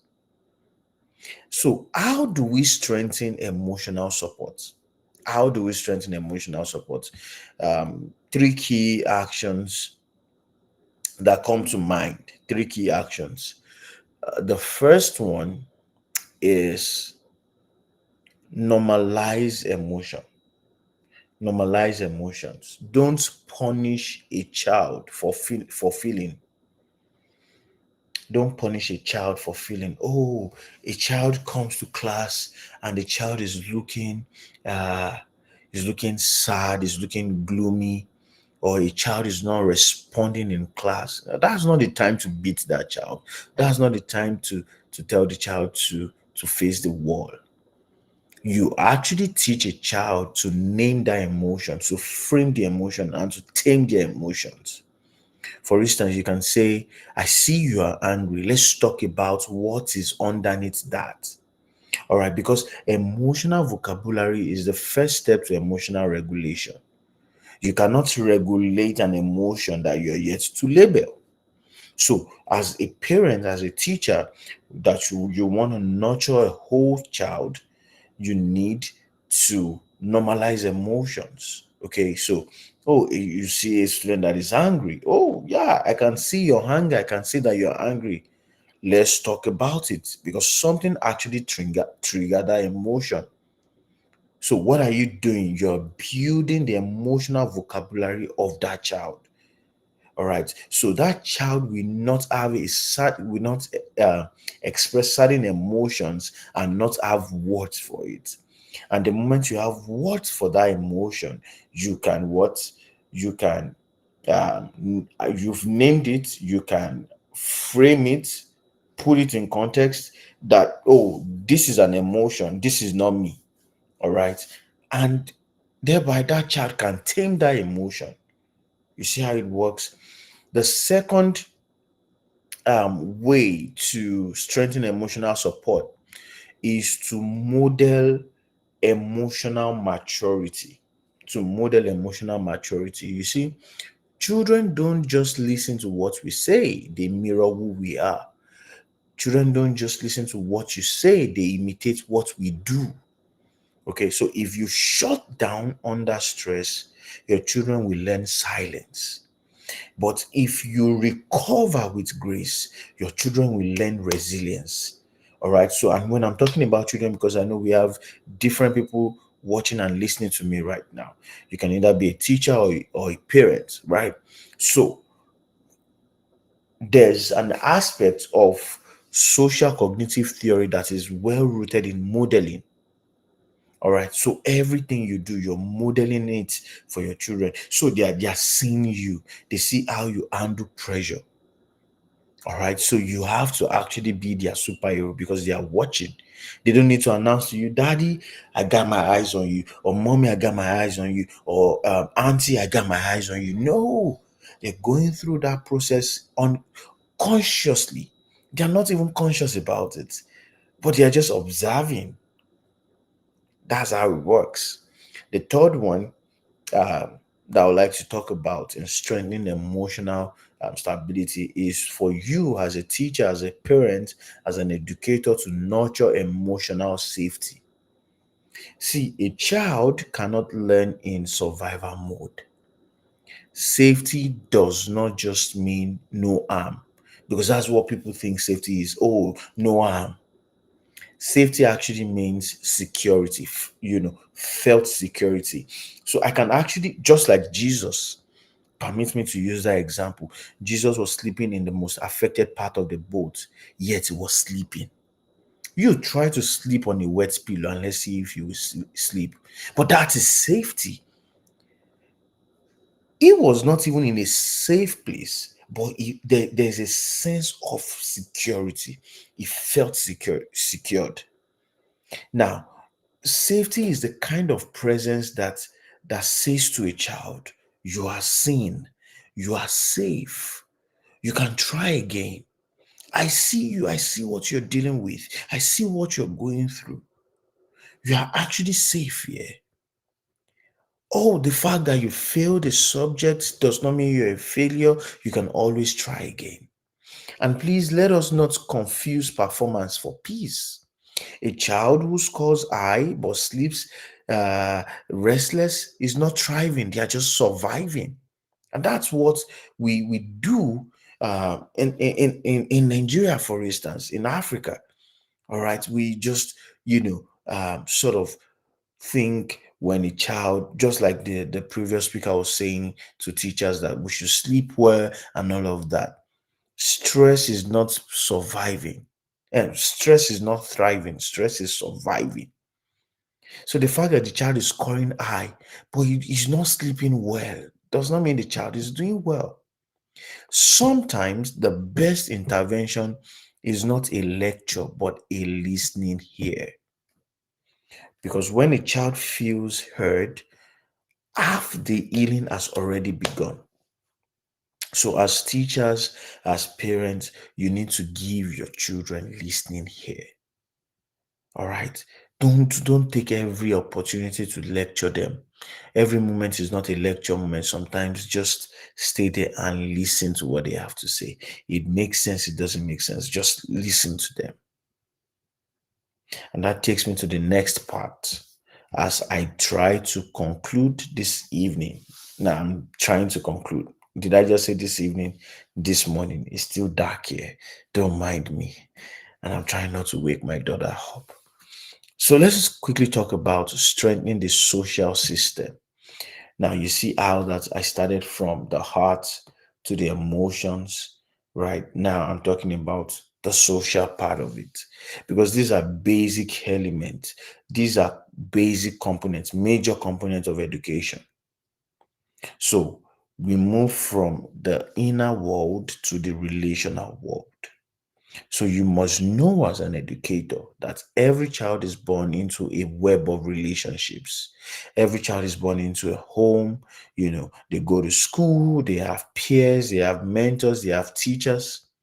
But the question is, are these webs holding them or tangling them? It's something I want you to think about. These webs that surrounds your child, this web that surrounds your student, are these webs holding them together or tangling them? Because in today's digital age, children have more connection but fewer relationships. They can add friends, but they struggle to be friends. There's a difference between when you had friends on Instagram, when you have friends on TikTok, but you don't have relationship with them. So they can network, because this present age children are more networked than ever, yet they are lonelier than ever. That's why suicidal rate is just skyrocketing as the day goes by. Social development is not just about manners, it is about belonging. And belonging is the soil where identity grows. So The next question you want to ask, oh, Uncle Pa, you've said this. So how do we strengthen the social support system? Number one, as a parent, as a teacher, you cultivate empathy, not just etiquette. You cultivate empathy, not just etiquette. We've taught children how to speak politely, but I don't think I've seen a lot of teachings going on about how to listen compassionately. So it's not just enough for you to speak politely. You also need to learn how to listen compassionately. Let's teach them to see through another's eyes. That's how we build humanity, not just civility.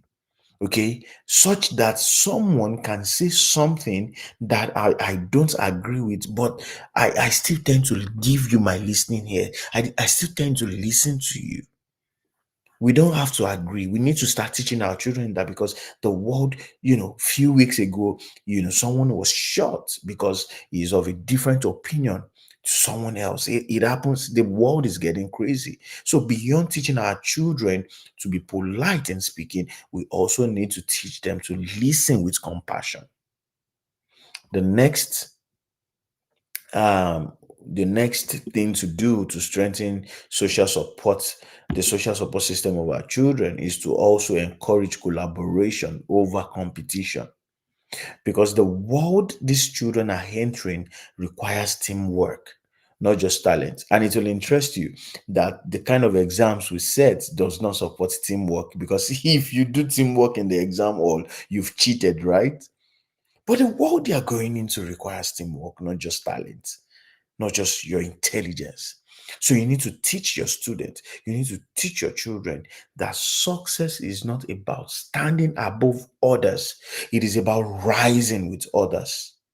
Success is not about standing above others. It is about rising with others. Because a generation obsessed with, being the best often forget how to be kind. That is why we have a lot of unkind children around these days. And the third point on how to strengthen this social support is to know that mentorship matters. Mentorship matters. Every child needs at least one adult who doesn't just instruct them, but believes in them. So when a child senses belief, they borrow your faith until they build their own. Because before a dream can stand on its own feet, it must rest on someone's shoulders. I was just reminiscing about my own journey, how that, before I believed in myself, some people actually believed in me, and that sort of reinforced my faith in what I can do, in what God has called me to do. And I'll say it again. Before a dream can stand on its feet, it must rest on someone's shoulders. And that's what teachers, that's what parents and mentors do. We lend our strength until theirs grows. In conclusion, I know I've said I'm trying to conclude. I think this should be the conclusive part before sleep kicks in. So let's talk about strengthening the career support system. So we are looking at nurturing the whole child. So I moved from the inner world to the outer world, and I'm trying to keep to time.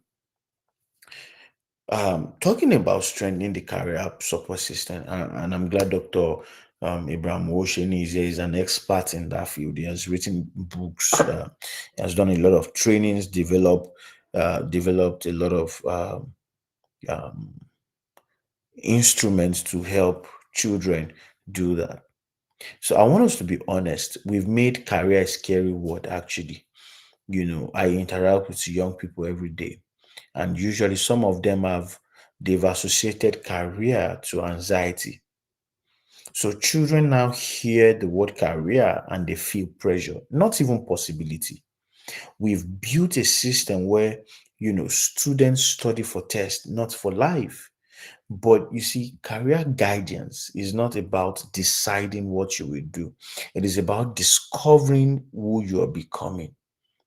And you must know that purpose precedes profession. So our task as teachers, as educators, is to connect passion with preparation. and preparation with purpose. I'll say it again. Our task is to connect passion with preparation and preparation with purpose. So here is how we nurture the career support system. All right. And this is based off on different things I've seen in research, right? Number one, expose early.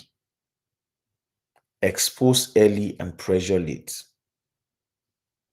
Now, let me explain what that means. What I'm trying to say is let children explore variety of interest without labeling them too soon, without saying, oh, you're a doctor, without saying, oh, you're a lawyer. Because what exploration does is it builds confidence. All right. But what pressure does is it builds confusion. The moment you start calling a child doctor, engineer, lawyer, you are building confusion. Let them explore variety of things early. Number two, teach transferable skills because the future of workforce is unpredictable. But emotional intelligence, adaptability, and critical thinking will never go out of style. Remember, AI is in vogue now, right? Number three, redefine success. You must know that success is not a job title.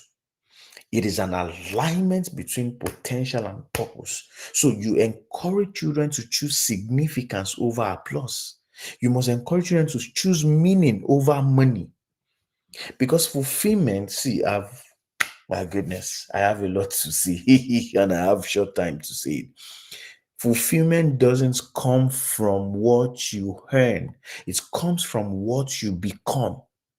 So, as one child once said in, I think I can't remember if it was a mentorship session or a class now, but it was in one of those interactions I had.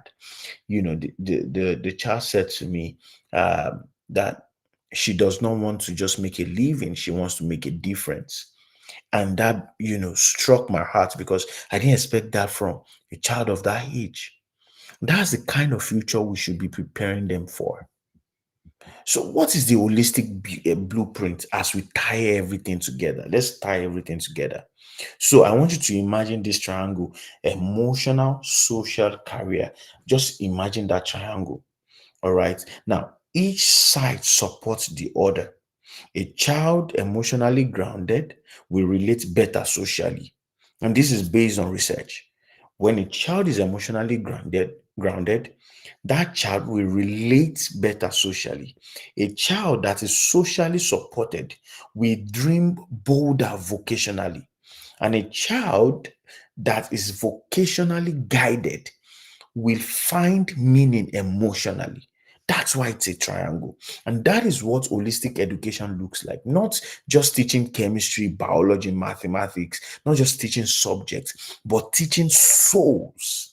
You see what we are talking about here? Not just measuring outcomes, but nurturing identities. And here is a truth that I don't want us to forget. In fact, if you forget your name, don't forget this, that when we nurture the old child, we don't just prepare them for exams, we prepare them for existence. So let us stop raising children who are programmed for performance and start raising those who are prepared for purpose. As I close, and I promise this is the last, as I close, I will say, I want to leave you with three thoughts. Excuse me. I want to leave you with three thoughts. Holy Spirit, remind me. All right. Three thoughts. Number one, every child is a message to a generation you may never meet. Let me say it again. Every child is a message to a generation you may never meet. So the way you nurture children is how you write that message. For instance, I'm a product of different streams of teachings. Some of those people who taught me, they are not even around. But because I have been taught, I am now a message to a generation. Do you see that? So don't forget, number one, Every child is a message to a generation you may never meet. Number two, don't just invest in their future, interpret their present. What you affirm today, speaks in their tomorrow. So don't just invest in their future, interpret their present. Let them understand the season of their life that they are in. Oh, they are going through a confusion. They are confused right now. Give them clarity. All right. Speak to their situation right now. Don't just be perturbed about what they will be in 10 years. No.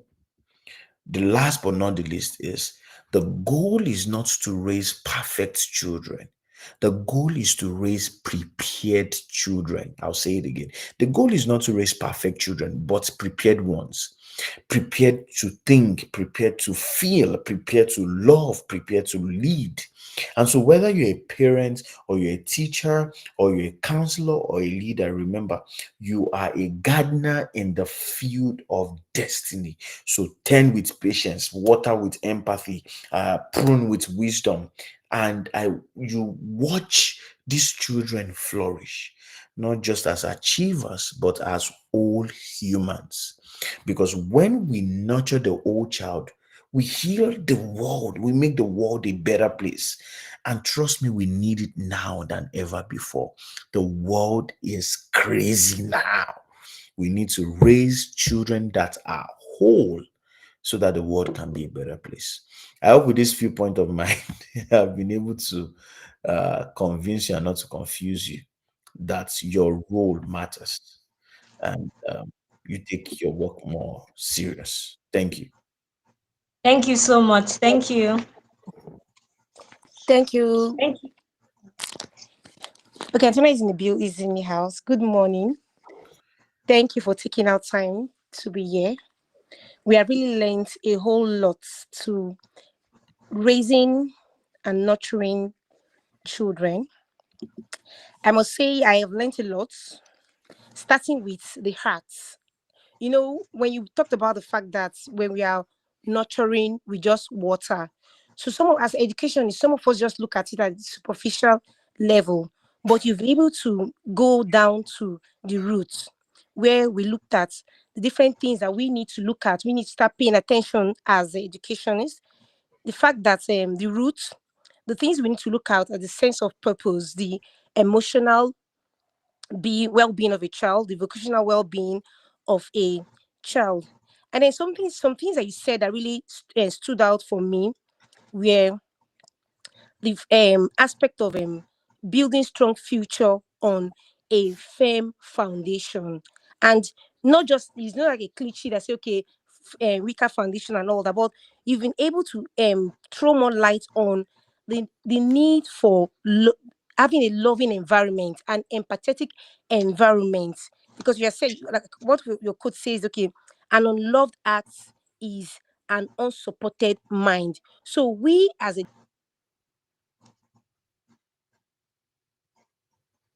we must not just water, we must take our time out to see that the children under our care, under our watch, are loved. We need to understand that they are loved. And another thing that you said that was also stood out for me were the three key actions that we need to take: normalizing emotions, having a name, having a vocabulary to our emotions. In our Africans, you say, okay, boys don't cry. So when you see a boy cry, you say, why are you crying? Are you not a man? Why are you crying? And all that. So you've been able to enlighten us today that it is a no. When you see a child and the child is in his or her feelings, we must go further to ask, to put a name to it, have a vocabulary to it. What is it? Because if a child does not understand what it is, the child just goes about and feel that it is just normal to be silent. And when you are silent, so many things keep running through our mind. And then we should learn that we should not just shut down under pressure. When we are under pressure, we should learn to say what we are feeling, put a vocabulary to it. And also, as education, we should also learn to create a safe environment to nurture emotional safety, where the child is safe enough to say how they feel, and not just feeling okay that as teachers I'm afraid to say how I feel because I'll be tagged, I'll be labeled, and all that. And then when you're wrapping up, I saw three things that actually stood out for me. The three message that you sent to us, first off, was every child is a message to generation you may never meet. And then this brings me to the generation that we have now, and maybe the parenting style of now and the parenting style of our then parents. You see that the parenting style of our then parents brought students that parents and children that kind of understand morals. But the parenting style of now, we see the trend now where nudity is becoming a norm. So we as educationists that have been charged with children under our care, we should understand that we have a message. We need to want to send a message that we meet the future generation as to what we want them to be, the kind of role models we want them to be, the kind of things that we expect, that the norms, the values that we want in our future children. We must raise children that will have those tenets, those values, so that in future we can say, oh, I am so proud of myself. And then you talked about career too for these children, allowing them to explore. Parents will say, you must be a doctor, you must be a lawyer, because we want to be a mommy doctor, mommy lawyers, and all that. I like what you said about the fact that we must allow these children to explore, because in exploration they may tend to just see that they just bring up something that is not even in the norm. After all, AI was brought up by someone. If the parent had insisted that you must be a doctor, you must be a lawyer, and all that, those names that are just everywhere, today we won't even have what is called AI. The IT world will not even blossom. So one thing it took on for me again was the fact that we should allow our children to explore different opportunities. However, we should also be like a guiding light to them and all that. So we say we should invest, not just invest in their future, but we should also invest in their present. We should see these children as humans.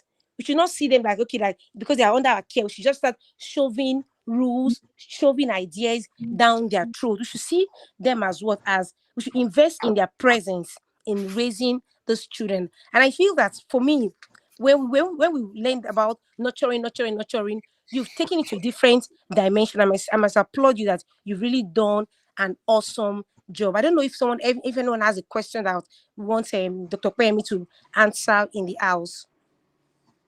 Is there any question, please? So that moderator or blessing, please. Anyone that has a question that you may want Dr. Kwemi to answer, please.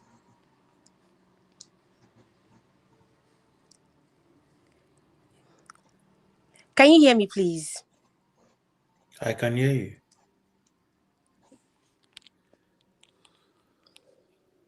We're still waiting for. Hello, can you hear me? Yes. I can hear you. Can you hear me? I can hear you guys.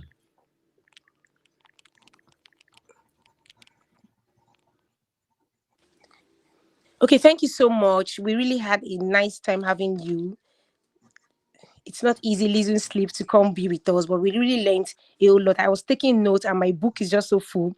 I can say everything, the things that you were able to say to us today, and I really learned a lot. Are you back? Thank you so much. Any question from the... Yeah. We don't have questions for now. I think you really did justice to the topic. Yeah. All right. So Thank I can you. go to bed. Thank you, guys. Thank you so much. Thank you so much. Thank you, Mr. Suko. Thank you, Dr. Abraham. Thank you, Blessing. Thank you to Catherine. Thank you to the team. All right. I take my bow now. All right. Bye-bye. Thank you, sir. Yeah. All right. Next, we'll be having a spoken word rather. And we want the team to just play it for us. We'll be doing it quickly as we're behind time. We're behind schedule already. Thank you.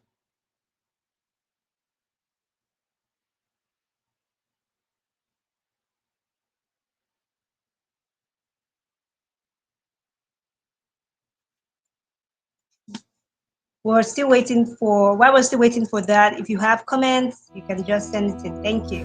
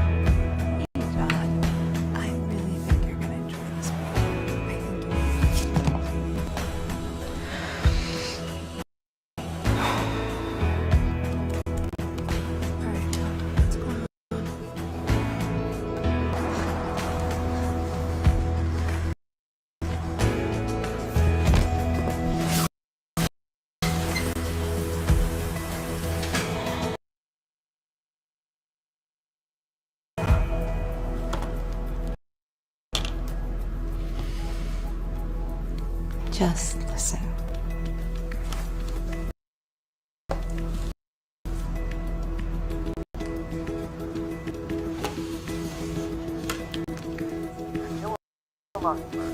Chapter 1.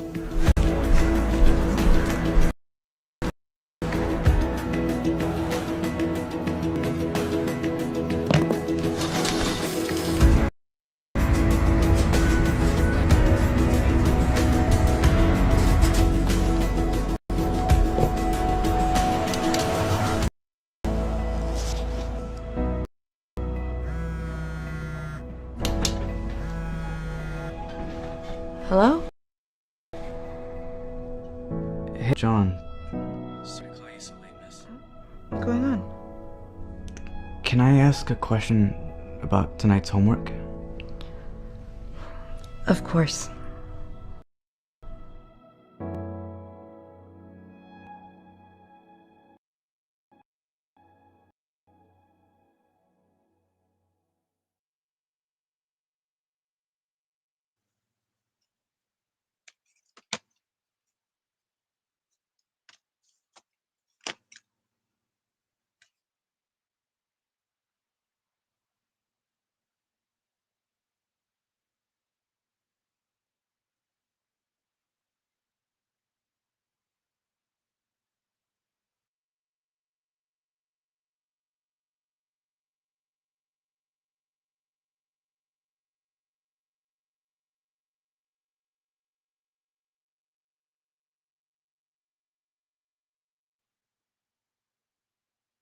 Would like you to engage the hashtag why I teach.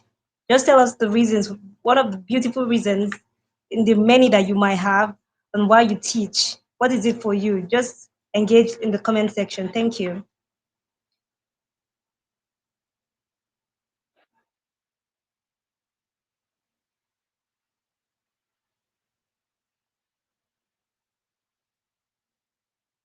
We have Dr. Omobola already here with us. Omobola Olushola Olaribipe.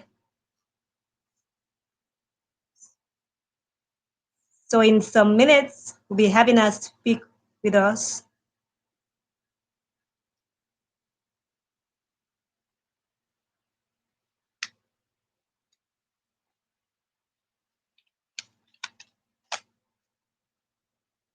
Hello, you're once again welcome. This is we're about to start the third plenary session with Olushola Omobola Olaribipe. Olushola Olaribibe is a visionary educationist, entrepreneur, social impact advocate, and author with a remarkable career in education management and operations in Nigeria.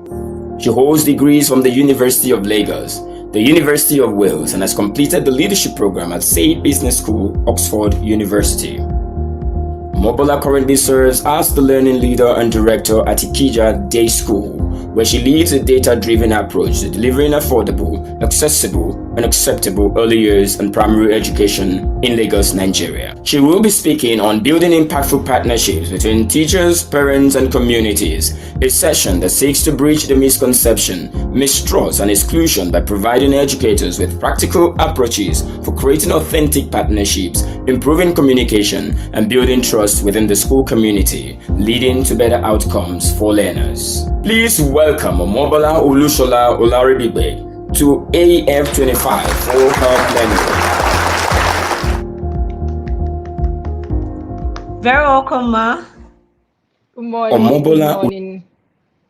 Good morning, everybody. It's a pleasure to be with you. And you called me doctor. So you're seeing vision. I'm not doctor, but very, very soon. You have, thrown that challenge before me. Thank you very much. It's a pleasure. Thank you, Mr. Asuko, for inviting me. And thank you to the whole team. Thank you very much. You have the floor, Ma. Oh, okay. So, once again, my topic is partnership, building impactful partnership between teachers, parents, and communities. I say good afternoon to everybody once again. It's a pleasure to be here, and I'll go right into the topic right now. So when we say partnership And there's a word before it. It says impactful partnership, which is the key thing here. So we talk about partnership, partnership, partnership. Are they impactful? So I'm going to start with, and the theme for today says teaching in a changing world. And we all know right now that technology is evolving faster than our lesson plans. So the teachers here, everybody knows that what is going on in the tech space right now is is no joke. And families and cultural structures are shifting daily. Communities are becoming more disconnected, and everybody would agree with me on that. Yet the child needs for care, connection, and community remains constant. And for every speaker that has spoken today, they've spoken to that thing, that care, the connection for every child, the emotions of the child. And so for teachers here, I this is the core of what we do in the 21st century. I'll take that again. Yet the child's need for care, connection, and community remains constant. And why is this topic so important right now? Why is this topic so important right now? Nobody can do it alone anymore. And it's been on for ages. People said, no, igi kondagbo Yoruba will say that a tree alone cannot become a forest. It means you need multiple trees for you to have a forest. Teachers can't nurture alone, parents can't guide alone, communities can't stay silent anymore. The 21st century child learns from everywhere, from the school, from home, from society, and of course, the big online space. We can't run away from that. Our children are learning so much from the online space. Even we as educators as well, we are learning so much from the online space, and we can't take that away. And the online space also has become a teacher in the lives of our children. So we all have a shared goal.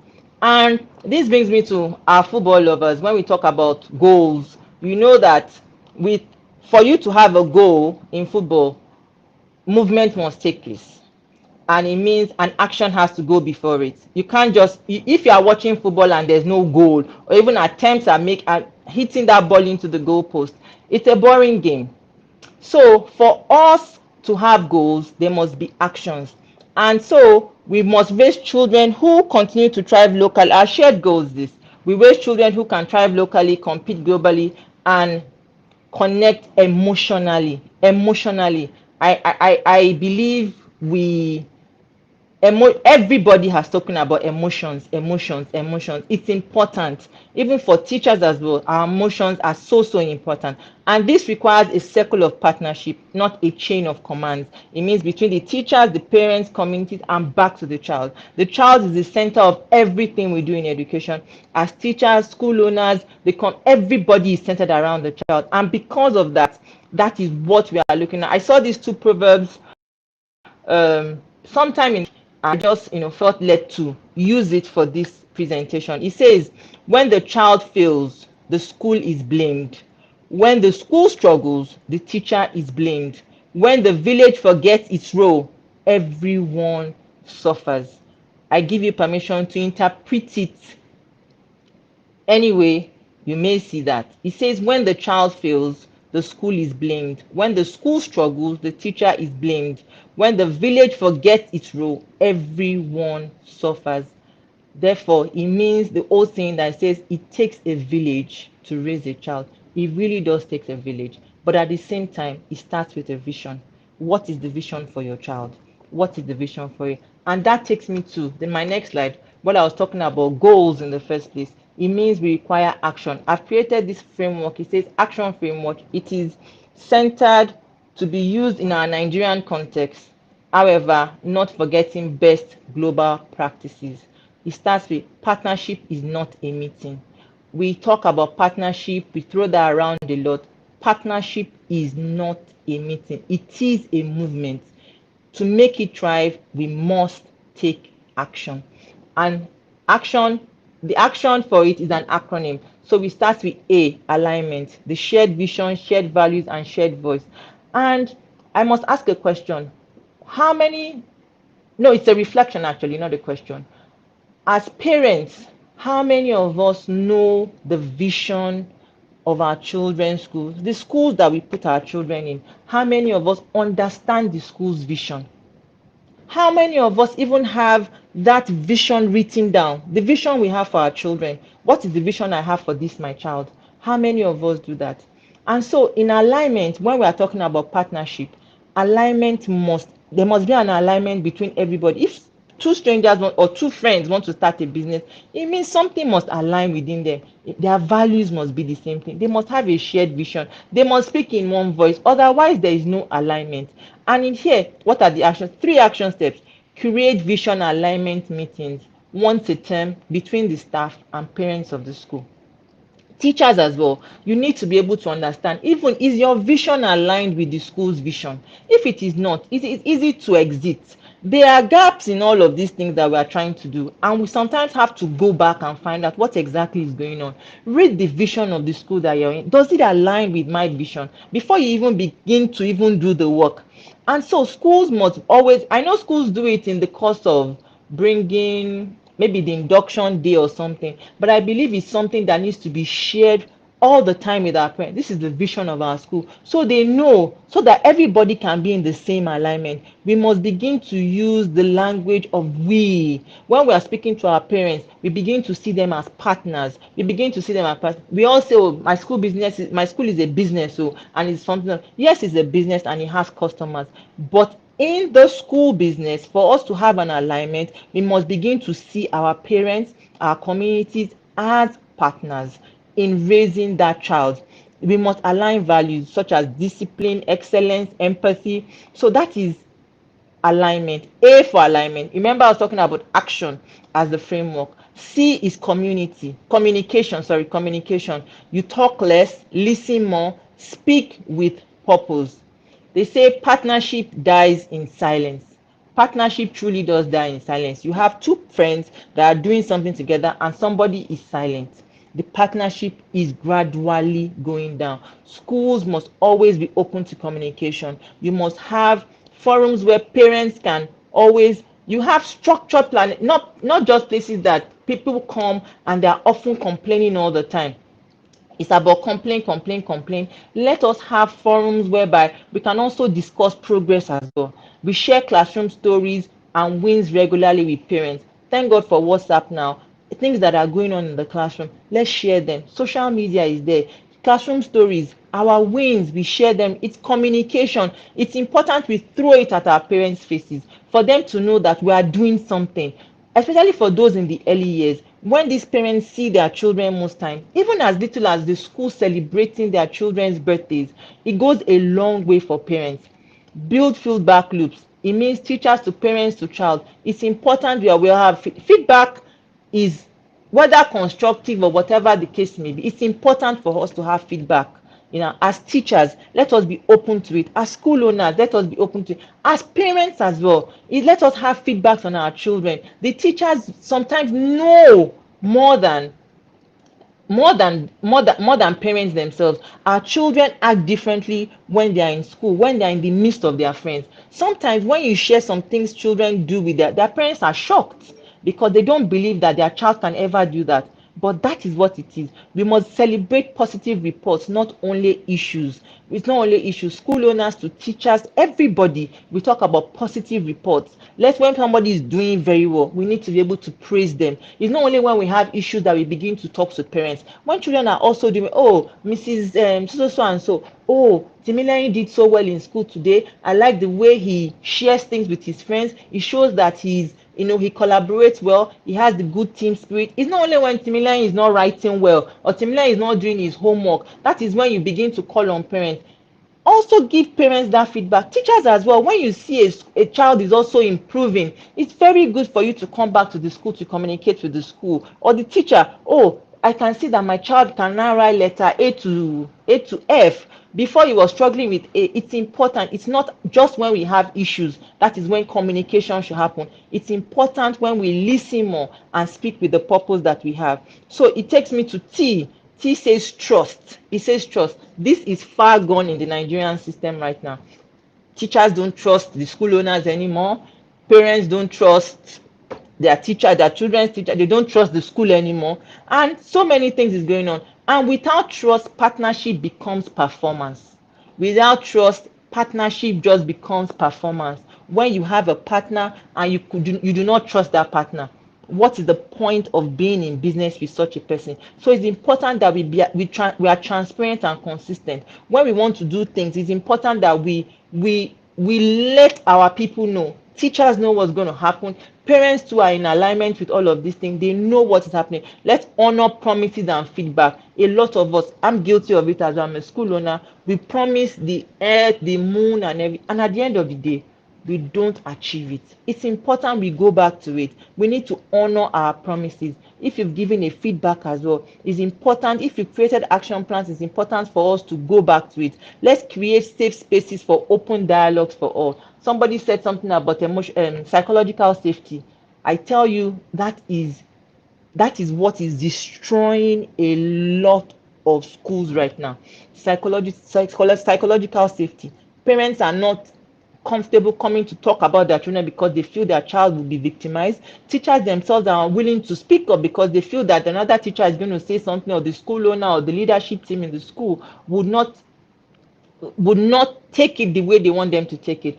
And so that has become, we need to create that space. We need to work on our trust system in our spaces right now. We should shift from us versus them to we. It is we. When we talk about our schools, we talk about it as parents, that they are part of us. The we, it is very, very important we do that. I go into the I. I'm running through it because I have very limited time. It says I, involvement. People protect what they help build. The I is involvement. I started with A, alignment. I went to C, communication. T, trust. I, involvement. People protect what they help build. I think that is so true.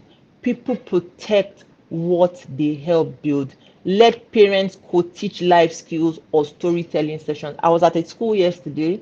I went for a meeting there, and the parents there were talking about, the devices. They were, somewhat frustrated because their children have found ways around. Anytime they come up with something, the child finds a way to do. They were complaining, and there were two parents there, and the two parents were sharing back and forth as how they do this. If they encounter this is what they do. If they encounter this, I found that so beautiful. That this is a gem right here. We don't need to go and employ, any professional here. We have parents in our midst here that can give us the solution to our problems, because these are real life ones, not somebody that will just but these are parents that have dealt with these issues and have found a solution around it, and they are better now. So I believe that we need to bring in teachers. This last teachers day that happened now, a lot of schools had parents coming to teach, and I believe parents that are coming to teach and see what is going on in the school itself, I believe those people, they usually, respect teachers so much.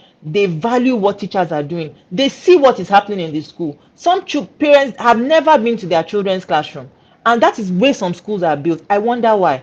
Let parents come into the school. Let teachers, let them be involved in everyday thing that happens in the school. Let storytelling time. If it's not, it doesn't have to be the teacher. And storytelling takes less than 10 minutes. They don't have to read a book. Let them even come in and just say, okay, this is what happened when I was this age. This is what happened when I was your age. This is what happened, so and so. And they get involved. Involvement is very key. It says involvement turns observers into investors.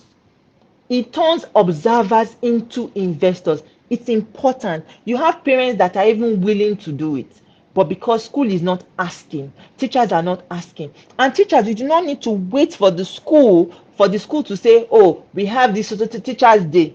You feel that, oh, these parents can come into the school and talk about something, or you feel that this child, this parent has the capacity. Let the school speak to the school leaders, and they will create a time for the parent, and the teacher can come, and the parents can come in.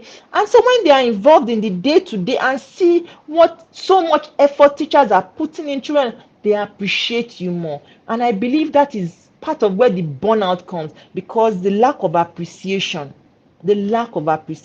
So we should also invite the community and the prophet to mentor people. A lot of us do career days and the rest of that. It's not about just being doctors and all of that. We had a career day once, and we had parents that were shoemakers, We had parents that were, designers and all of that. It doesn't have to be the doctor, it doesn't have to be the lawyer, it doesn't have to be the policeman. These are skills and careers that people are going into. Even after all the degrees, they go into all of this. And there's something that we all throw around on side hustle. They are not too young to start these things. When you have people in your community that can do these things, invite them into the school. My O is ownership. The best partnership creates co-owners, not spectators. The best partnership creates co-owners, not establish parent-led committees for events and welfare. I learned this, I think, 2 sessions ago. So for everything that we do now, we have parents in our committees. Every event that's going to happen in the school, we have parents that are involved, and the way they take ownership of it, it is, in fact, what what they give us. Even parents can, even we as the school are not able to. When parents are involved in sports day, Christmas carol, so many things, invite them, let them take the lead, let them work with the teachers. Even on school trips, when they're going on, let the parents be involved so they know. Make teachers co-designers of vision, not just implementers. That is true. Teachers, I said that earlier, teachers need to understand what exactly is going on in the school. Some do not understand that vision. It's too much things. You need to break it down into smaller steps. This is what we do every day. This is our mission in this school. This is how we're going to achieve this vision. Involve them in it. It says engage local leaders in child mentorship and safety drives. I mentioned that earlier. So the N, it says nurture. That is the final one. It says nurture. They say true growth takes empathy and patience. Emotional intelligence in play here. That is what we are dealing with right now. Emotional intelligence. Everybody, it is no longer such, you have to learn it, no matter how it is. You cannot remain at 0 or 1 and say, I don't care, and this is how I am. No, that is not how you are. You can't be like that. You cannot be like that. Emotional intelligence, it is so important right now for everybody. Everybody should celebrate small wins consistently. We should be able to celebrate, keep focus on the child's total well-being, the body, the mind, and the soul. Hilda spoke about that, the soul of the child, the body, the mind. Mr. Okpayemisu said the same thing. Dr. Ogundere said the same thing as well, that we have to nurture that, the body, the mind, and the soul, and also speaks to the mind and the body of the teachers as well. It's important we nurture it. We need to train the stakeholders in emotional intelligence. Sometime this week on Monday, my daughter came to me and told me that her friend was sad in school. I said, why was she sad in school? She said her mother doesn't celebrate her birthdays. I said, She said the mother, anytime the child does something, the mother says, because she's the first child and she has 4 siblings, and the mother tells her, hey, you are the older one, you should be able to understand. No, it doesn't work like that. We should not be dismissive of our children's emotions when they tell us something, even if you find it so stupid. You feel that it's not necessary. You need to sit that child down and engage them, and so that you'll be able to help them manage that emotions. That's how they feel. If you are being dismissive all the time, you create what you are creating, a monster in that child. What happens is that the child even begins to resent their younger ones, because they feel those ones are your focus. When a little child comes to school and the child is talking to you as a teacher, oh, I feel this way, oh, I'm feeling that, oh, your wala is too much, go and sit down, I have other things to do. No, it is wrong. You need to begin to create emotional intelligent children, and you can't give what you don't have. You cannot give what you don't have. It's not possible. So it says nurturing minds begin with nurturing hearts. Nurturing minds begins with nurturing hearts. And so that comes to my end of the action blueprint for Pete. It says A, if you are not, I'll just read this out for you. A, alignment, shared goals and values. C is communication, two-way understanding. T is trust, safe and consistent relationships. I is involvement, everyone participates. O is ownership, shared responsibility. N is nurture, growth through care. Now, the reflection here. I'm rounding up shortly. The reflection here says it's not programs that builds partnership. It's people who believe in shared purpose. It's not programs that build, it's people who believed in a shared purpose. And so I will read a very short monologue to you, a short monologue to you. And that is just me taking myself into, my creative side. A short monologue. It says this: imagine a child walking into school each morning, knowing that her teacher believes in her parents cheer her on, and her community sees her as its pride. Imagine schools where parents don't just drop children off, they drop a piece of themselves into the story. That, my dear colleagues, is how we teach in a changing world, through connection, collaboration, and care. If we align, communicate, trust, involve, own, and nurture, we won't just teach better, we will raise nations stronger. Let's not wait for change. Let's become the partnership our children truly deserve. My last charge to you is this: I know some people will say all of what you've said, you've tried it so many times, it's not working, it's not this. I know you've tried it. It's not in the what you are doing. You need to go back and reflect on the why, on the how. How are you doing it? How are you doing it? I'm closing today with this final charge. It says, think about this, and I want you to think about it deeply. Partnership is like parenting. You don't stop feeding a child because they refuse one meal.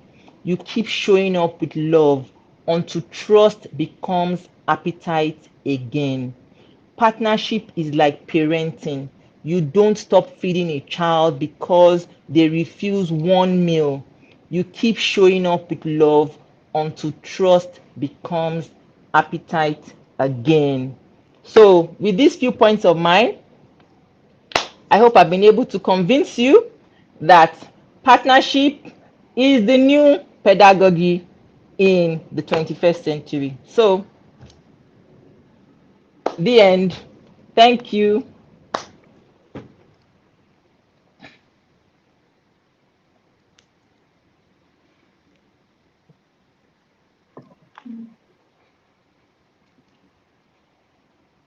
Is the new pedagogy in the 21st century. So,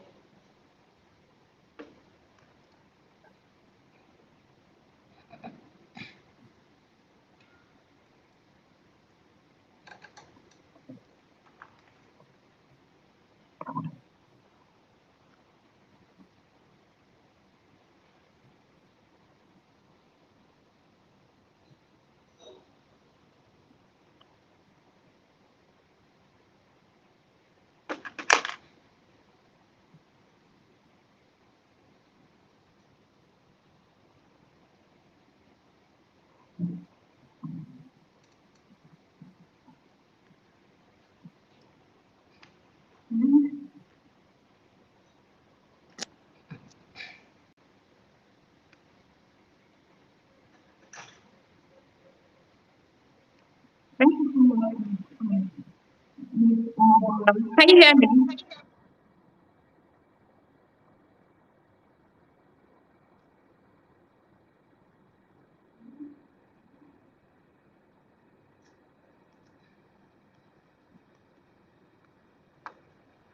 No, can you hear me?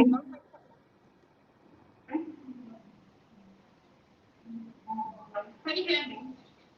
yes, I can. Thank you so much, Dr. Abimbola. Thank you so much. You spoke about partnership is like parenting. Without trust, partnership becomes performance. Yes. We all need partnership between the parents, teachers, and our community at large. You also mentioned that we should talk less, we should listen more, and speak with purpose. Thank you so much. Partnership dies in silence. Thank you so much. We'll be welcoming any question. Any question from anyone, you can send your question, and any highlights you've gotten. What is that thing that's standing for you? Alignment, we need to be aligned. Trust. Without trust, partnership becomes performance. For teachers, for parents, we need trust. Teachers need to trust the parents. Teachers also need to trust the school owners and the school leaders. We cannot do it without ourselves. It's a teamwork, it's a collaboration. Okay. Thank you so much once again, ma'am.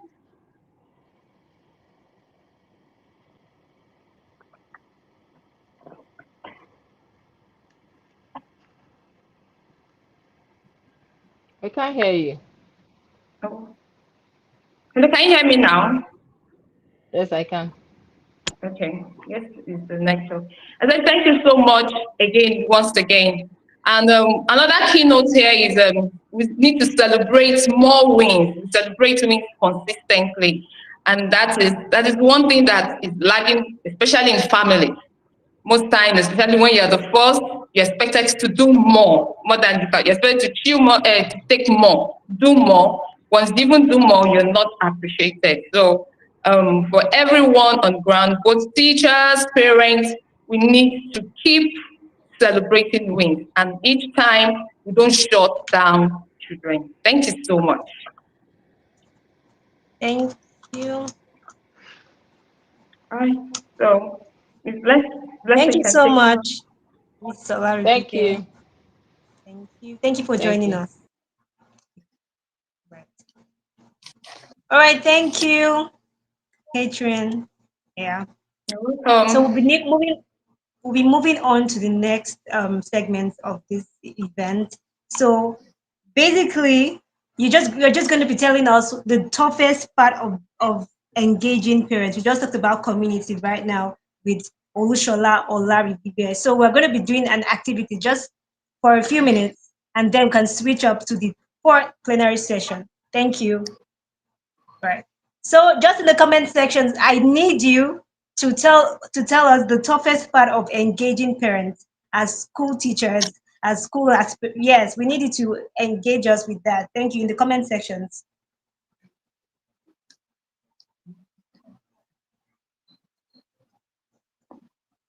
We're waiting. While we're waiting, I need you to also follow us across social media, all our social media platforms. Yes, follow us across all our social media platforms, and also engage with the hashtag AEF Summit 2025. Do share the streams, do like, do comment on YouTube, on Facebook, share so that we can have more visibility. That's the way we can reach out to other people that do not know about this, because this is very important. This is very important. So we need you to just engage quickly. What is the toughest part of engaging with parents as teachers? What is that tough part of it? Yes. Soon we'll be having our fourth plenary session with Dr. Adeleke. He's in the studio already, and we'll be having him in a short while. Yes. So I can see some comments. Some people say, this is from Benson Becky. Celebrate positive, report not negative alone. We should shift from me to we. Thank you so much for that insight, Becky. We're hoping to have other people give us their insights. Thank you. Thank you so much. And while we are at it, we need you to engage with the hashtag AEF Summit 25 or AEF Education Summit 2025 across all social media platforms, especially Facebook and YouTube. Thank you as you do that. Right? So we have been Dr. Owesini right now. We just want to read his profile and then we kick off. Thank you.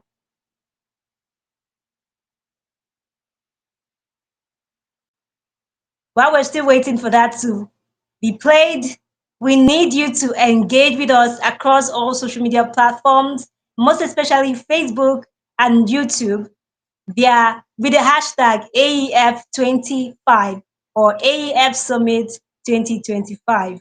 Please do that. We really appreciate that. And also send your comments rolling in. Thank you so much. Thank you.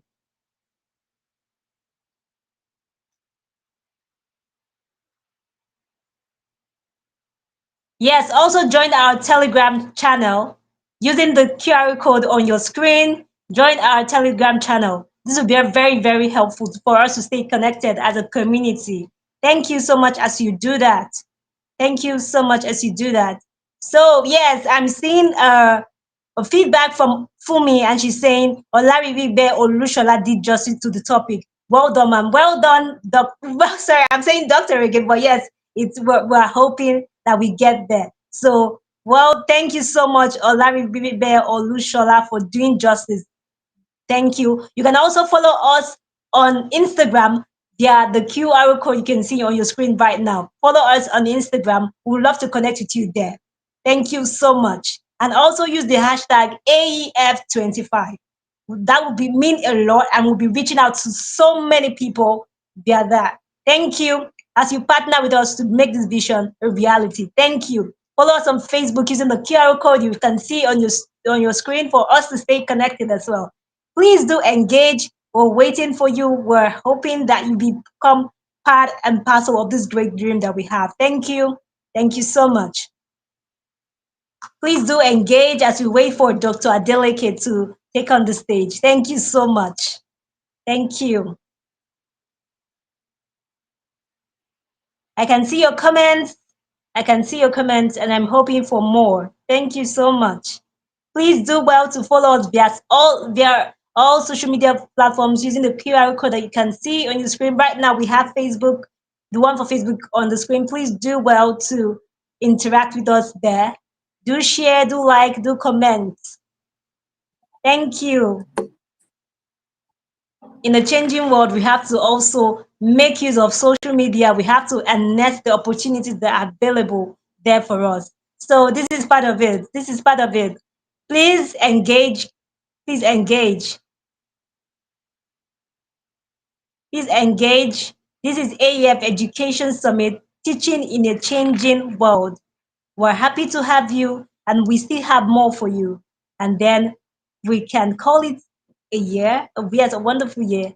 While we also roll out plans that we have for you for next year from February down to December. So just keep in touch, share, like, comment. Would really love that. Thank you so much. We're waiting for Dr. Adeleke's profile to be read, and then we can start with him. Thank you so much. Thank you. Thank you so much.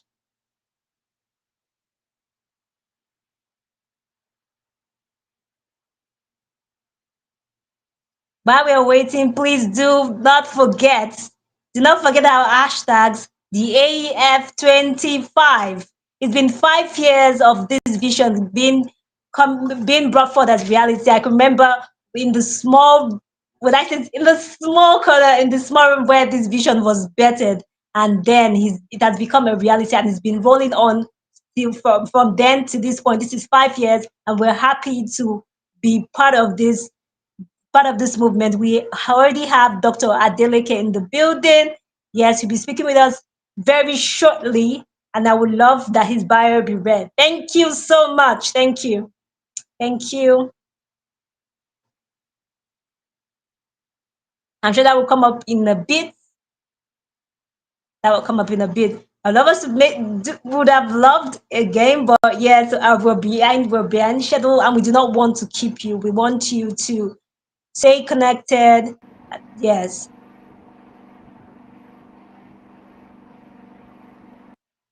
And I'm sure I still need engagement on the questions that I asked. As teachers, what have been the hardest part, the toughest part of engaging with parents, right? I know some parents could be very, I don't want to use the word difficult, but sometimes you might have situations like that. Have you encountered such? I just want you to engage in the comment section, and then we'll just share your experience, and others can learn from it too. We're still waiting for Dr. Adeleke Adeshina's bio to be read, and then we'll start his session. I'm looking forward to learn so much from him. Right? He's so many things in one. He's a coach, he's a lecturer, he's a publisher, an author. So there's so much Dr. that he has. Adeleke S. Additional is a life and business systems innovator, education and management consultant, author, lecturer, life coach, and international global speaker. Dr. Adeleke specializes in helping businesses build systems and develop their human resource for optimal performance. He is an expert in business systems and organization design, human resource development, management system design, sales and marketing strategy, brand positioning, customer experience, customer growth system, operations manual design, life systems coaching, and systems innovation. He is a certified systems innovator from the Systems Academy in the United Kingdom, an expert in the Finnish educational system, trained at the Finland School of Education, a certified Microsoft Innovative Educator, and a global training partner with Microsoft. Adeleke is also a Google Applied Digital Skills Ambassador, a certified management consultant from the School of Consulting in the United Kingdom, and a certified life coach from the School of Ecology, Scotland. He will be speaking on the topic, Leading from the Middle, Driving Instructional Excellence and Team Collaboration. This session will help participants discover how middle leaders can become powerful drivers of excellence by fostering collaboration, coaching peers, and aligning departmental strategies with the school's broader vision. It highlights the potential of middle leadership as a lever for systemic growth in schools. Get ready for a session that will reshape how you view leadership and teamwork in education. Please welcome Dr. Adeleke S. Additional to AEF 25 for all his plans.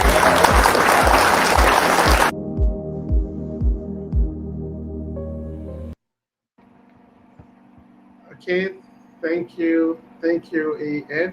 Thank you for all the list. Welcome to the studio, sir. Can you hear me? Yeah, I can hear you. Yes, can you hear me? I can hear you. We can hear you. Okay. Welcome, sir. Awesome. Yes, I'm glad to be here today to be sharing with you. And I want us to appreciate all the speakers who have spoken ahead, Dr. Bimbola and Dr. Peyemi, and other main speakers that have spoken ahead of me. That was powerful. They've laid the foundation for my session already. So today I'll be speaking on leading from the middle, driving institutional excellence and team collaboration in schools. Right, so that is the topic for today. So it's about leadership from the middle. So in schools, I know we just talk about the director, teachers, but middle leaders are those leaders that are often overlooked in schools, in education institutions. Why? Because they are the middle men, right? Sometimes you don't get to see them in front of the stage, but they are the engine room of any organizational institution, of any learning institution. They are the middle, they are the engine room. Why? Because they are the one that translates the management vision, to the employees, right? They act as the linkage between the school's translating school vision, into implementation, right? They are the linkage between vision and practice in the classroom. So you cannot do without middle leaders in every school, in every organization. They are the engine room, right? They are in physics, they are what we call center of gravity. You can call them the center of gravity. And the center of gravity shifts, then everything falls apart. So the roles of middle leaders in schools are really very core, right? And you cannot throw them apart. So who are middle leaders? Yes, middle leaders, most times they are teachers who have other leadership roles. They are teachers who have other leadership roles. Most times you can have them as head of department, you can have them as year tutors, you can have them as curriculum coordinators, you can have them as counselors, you can have them as director of pastoral care, can ask them as sport coordinators, in different capacities, and we'll be exploring these different capacities, today. So how can middle leaders drive instructional excellence, and also enhance the collaboration in schools, right? So let me start with this, driving instructional excellence. Now, for a school to be able to exemplify excellence, it must be part of your structure. So I will talk on three things here. Talking about structure, culture, and the future. Structure, culture, and the future. So if a school, if an organization is going to exemplify excellence, then it must be in your fabric. That means excellence, institutional excellence must be one of your core values, because if it is not in your structure, it cannot be in your culture. Your structure then means your core ideology. So as a school, as an organization, you must have excellence as one of your core values. Very, very, very important. You must have collaboration, teamwork as one of your core values. Remember I said earlier on that really that's they translate vision into practice. They implement vision. So if a school does not have excellence as a core value, for example, or teamwork as a core value, it becomes hard for middle leaders to translate this into practice. So it must be in your structure, before it can be in your culture. It must be in the fabric of your organization. You must see excellence, student excellence, going above and beyond to ensure that every learner in that school, in that classroom, benefits from excellent instruction. So you must have excellence as a mindset as a school. It must be your core values. And then when it's in your core values, then it becomes your culture. Culture is the way of life. It becomes the DNA of your people. It becomes the DNA of your people. Your people begin to live. It becomes their way of life. So it must be your structure before it can be in your culture. So I want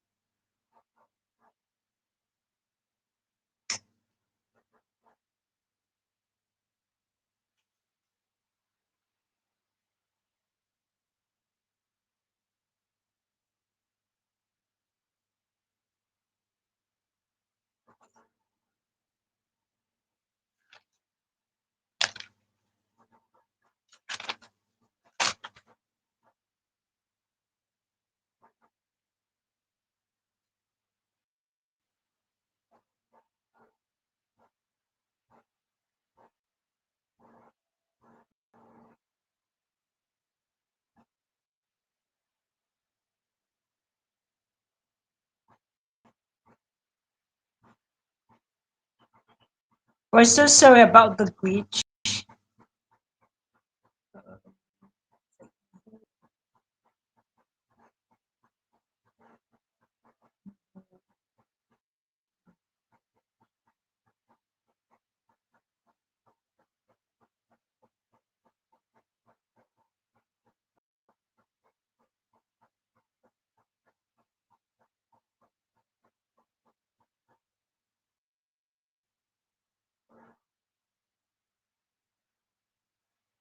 We'll have Dr. Adeleke back in the studio shortly.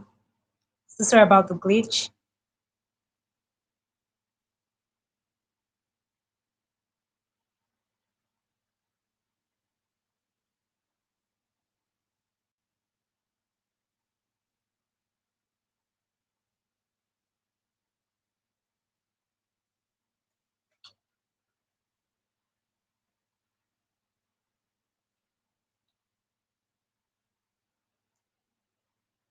We can just keep on engaging while we wait for Dr. Adeleke to get back to us.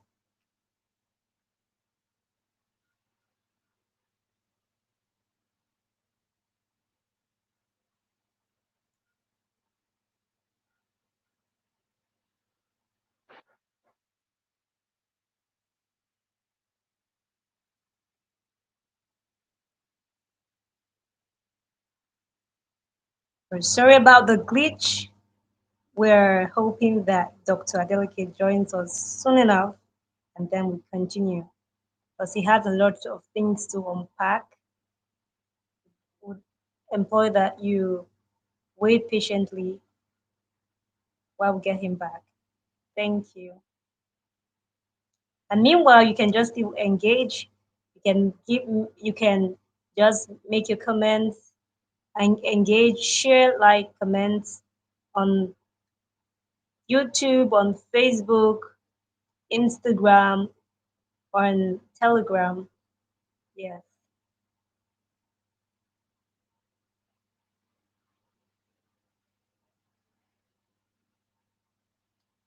All right.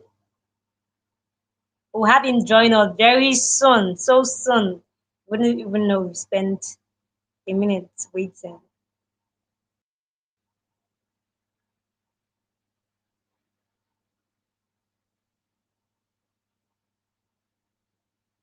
All right.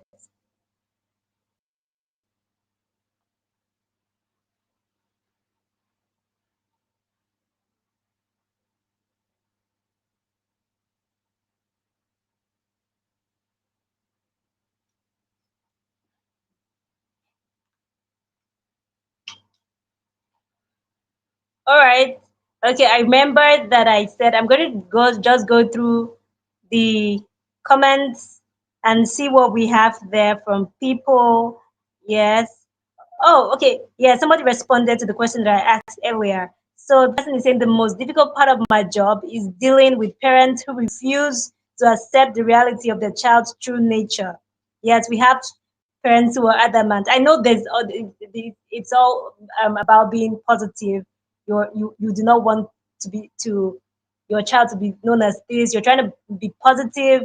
You're trying to see me as in the best way possible, or see her in the best way possible. But we have to face reality. We have to know, okay, this is it. And first of all, being able to determine that it's a problem, it doesn't mean it's just meaning that half of the problem is solved, right? Half of the problems are solved. We just need to find a solution. We're not condemning your child. We're just saying, okay, this is it in the best possible way, mind you. This is the issue, and yes, we're preferring a solution to it. So parents should be open to knowing that their child might need some sort of help, and with that, I think you could find the best possible solution. You can just keep your comments coming through while we wait for Dr. Adeleke to join us again. Yes. You can just keep your comments coming through. Yes. I see somebody here who said the best partnerships create co-owners and spectators. Yes. Partnership is very key in building a good community for education. Just keep your comments coming through while we wait for Dr. Adeleke to join us. Yes.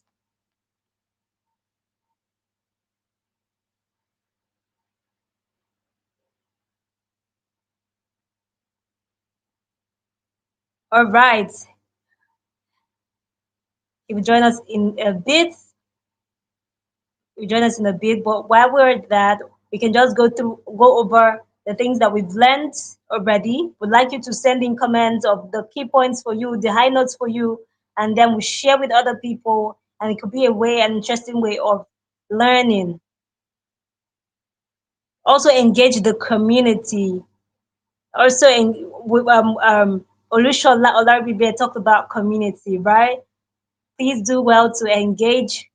Please do well to engage. We love you to engage. That would be a very wonderful thing that you do for us in this summit.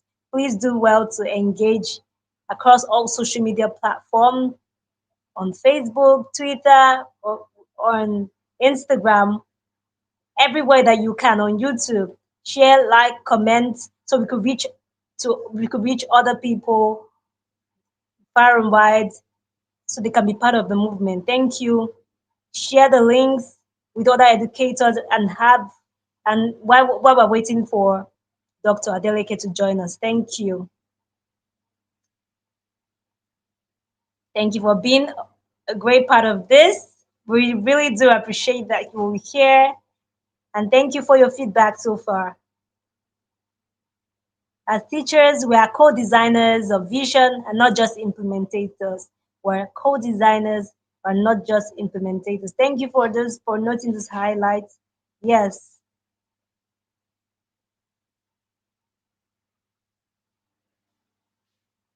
We're still waiting for you to engage. And while we're waiting for Dr. Adeleke to join us, we're sorry. Okay. We're sorry for the hitch. And we hope to have him in here soon. Right?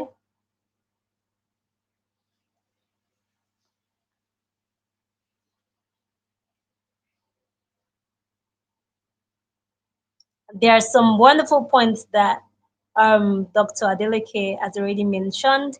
If you just engage, right? If you just engage,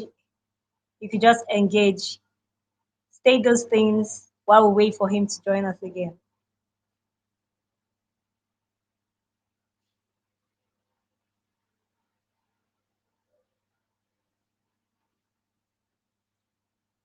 We're waiting. All right. All right. So we're waiting. So we're having the ASUCO advisory coming in right now. So to take on the stage, we're having the ASUCO advisory right now. So this is our convener. We're so happy to have him with us, to have him bet this great vision, which is now a reality that we're all partakers of. So we're going to be seeing the ASUCO advisory right about now. You have the stage, sir.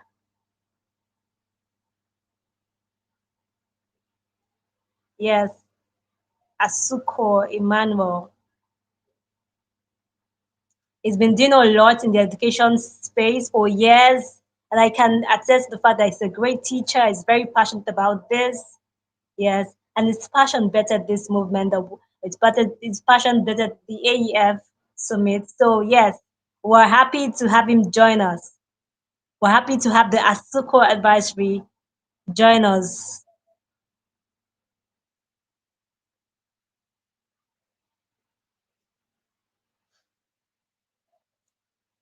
Yes, we would receive him in a bit.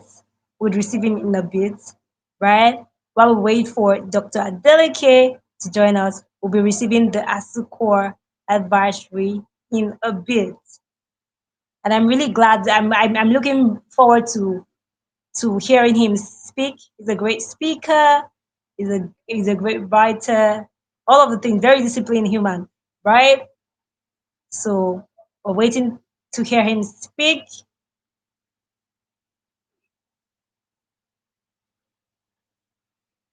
Yes, while we're at that, we would like you to engage us. Yes, thank you, Dr. Okay, so Abraham.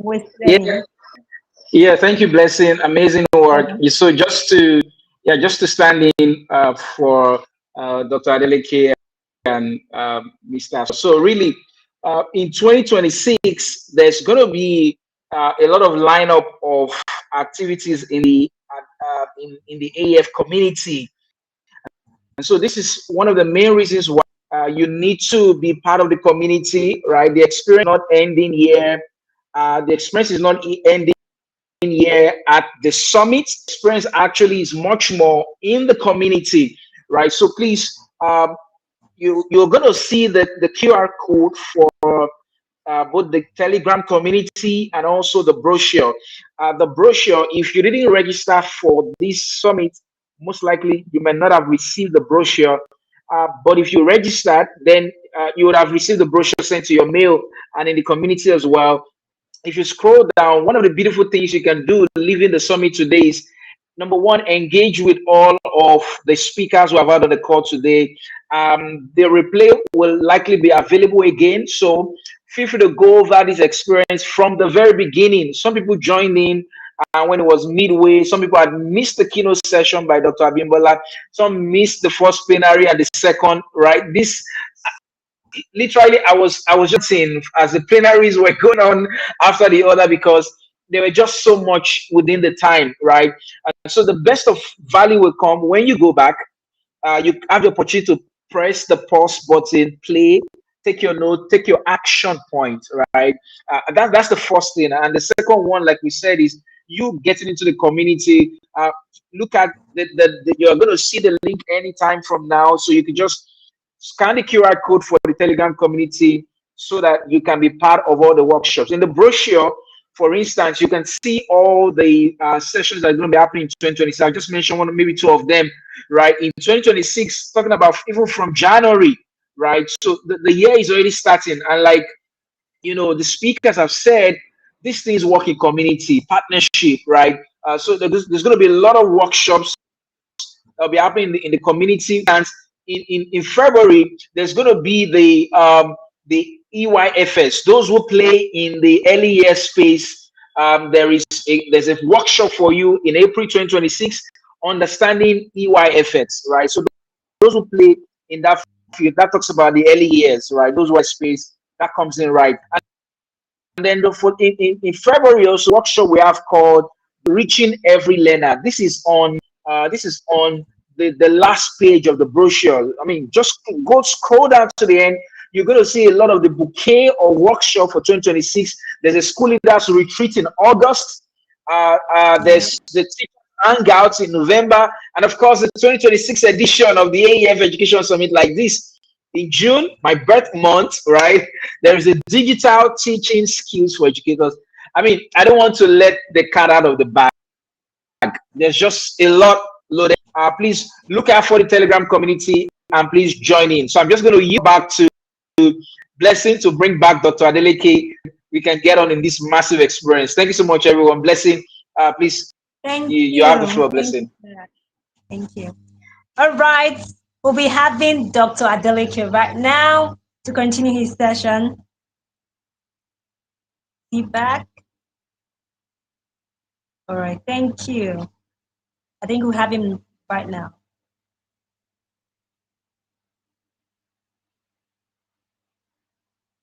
Just sit tight. We have a lot to unpack.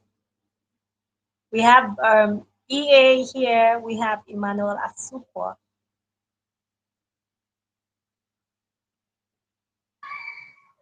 Just sit tight. Join the community, as Dr. Abraham Owoseni has said. Please do well to join. We have a lot. Yes, thank you for joining. Okay. So this is our convener. This is the Asukwa, Emmanuel Asukwa, and we're glad to have you speak to us. Yeah. Thank you so much. Thank you, Blessing. Thank you, Dr. Wosheni. Thank you to the entire team. And I want to also say a big thank you to our facilitators. It's been a great learning experience. In fact, my notes is, I've taken lots of notes, and it's really a way that brings us back to the learning curve. And like Dr. Ogundere mentioned, that as a teacher, you must be a lifelong learner. As a teacher, you shouldn't stop learning. You must ensure that your learning continues from one end to another end. And then she spoke about how important it is for every teacher to belong to a community. That it's important for teachers to belong to a community where they can actually continue the learning. And that is why we have a community on Telegram, we have a community on WhatsApp, we have a community on Facebook, we have a community on Instagram. Lots of educational nuggets, guidelines are shared from time to time. So we encourage educators to please key in, join the community, and continue to grow professionally. And then AEF 2026, wow. it's going to be even more rewarding, more revealing than AEF 2025. So in 2026, it's going to be a hybrid program where we will have both physical gathering and we're also going to have virtual gathering.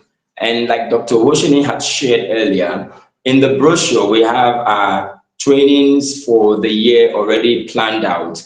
AEF 26 will be coming up in October 2026. And before then, we have trainings for different cadres in the education system. And so if you don't have access to the brochure, please send us a message or join the Telegram group so that we can share the brochure there, and then we'll pick up the conversation and we'll continue the learning and collaboration. I don't know if Dr. Adeleke is in the studio now.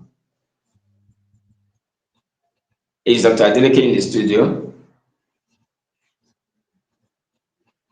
Blessing, can you hear me?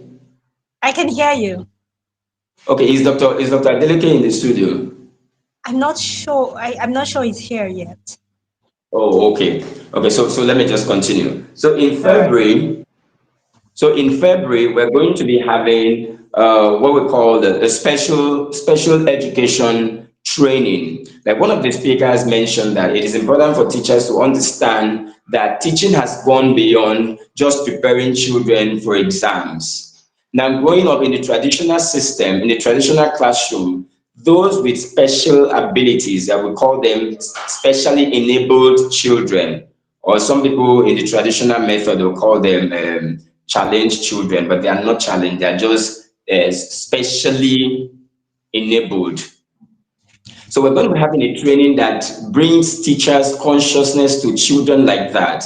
How can schools run inclusive classroom that caters to those that are differently enabled and those that are, of course, let me use the word conventionally enabled. So all of these children have to be catered for. How do we bring our classroom and make our classroom to be inclusive? That training is coming up in February 2026, and it's going to be really, really revealing, because as the practice here in AEF, we're bringing the very best in the field of special education. So look forward to that training in February 2026. And then in April, we're going to be having a deep dive into early years foundation studies. A lot of people just hear EYFS, but do not really understand the nitty-gritty of EYFS. So we are going to go deeper into it in April 2026. We're going to be bringing up experts in the field of EYFS, early years foundation studies, to come teach us how we can nurture children between ages 3 months to 5 years. How do we teach children in these age brackets? That's the principle that is behind EYFS. So we're going into it in April 2026. All of these trainings, if you are attending AEF 25, these trainings will come with a discount for those who have attended AEF 2025. That's our own way of saying thank you for investing in your professional growth, because it's important for teachers to grow, because only teachers who grow can grow students, and students who grow will be able to in turn grow the community. So it's an effect that continues to multiply. So what teachers give, how teachers develop, how teachers are prepared is very crucial, because it will affect the next layer, which is the children, and then the school, and then the community. And then in August, we're going to be having school leaders and educators retreats. Like Hilda spoke about teachers' well-being and health, avoiding burnout. Teachers work and work and work. School leaders plan and plan and plan. It's time to catch some break. So in August 2026, we're having leaders and educators retreats where we can sit back and relax a bit, have fun as educators and school leaders, have fun and then plan the 2026-2027 academic session, but in a very fun and relaxed atmosphere. So that is coming up in August 2026. And then we have in June, we are going to be looking at digital teaching skills for educators. We don't need to run away from the digital field. As educators, it is important for us to sharpen our skills. The solution is not to run away, to shy away from anything digital classroom, digital instruction. It sounds big. It's not as big as it sounds. It's just in picking up the required skills. That's just what we need. Pick up the required skills. So in June 2026, we're breaking it down, bringing experts in this field to break it down for educators. That how do we leverage our digital skills for classroom instruction that grows students, enables students to understand what is being taught, and then schools develop and grow into the next phase that is required. And in November, we'll be having our teachers hangout. Yes, it's time to relax. So in November, we're going to be having teachers hangout where we have the time to relax, have fun, and then just play and avoid any form of burnout as we prepare for 2026-2027 academic session.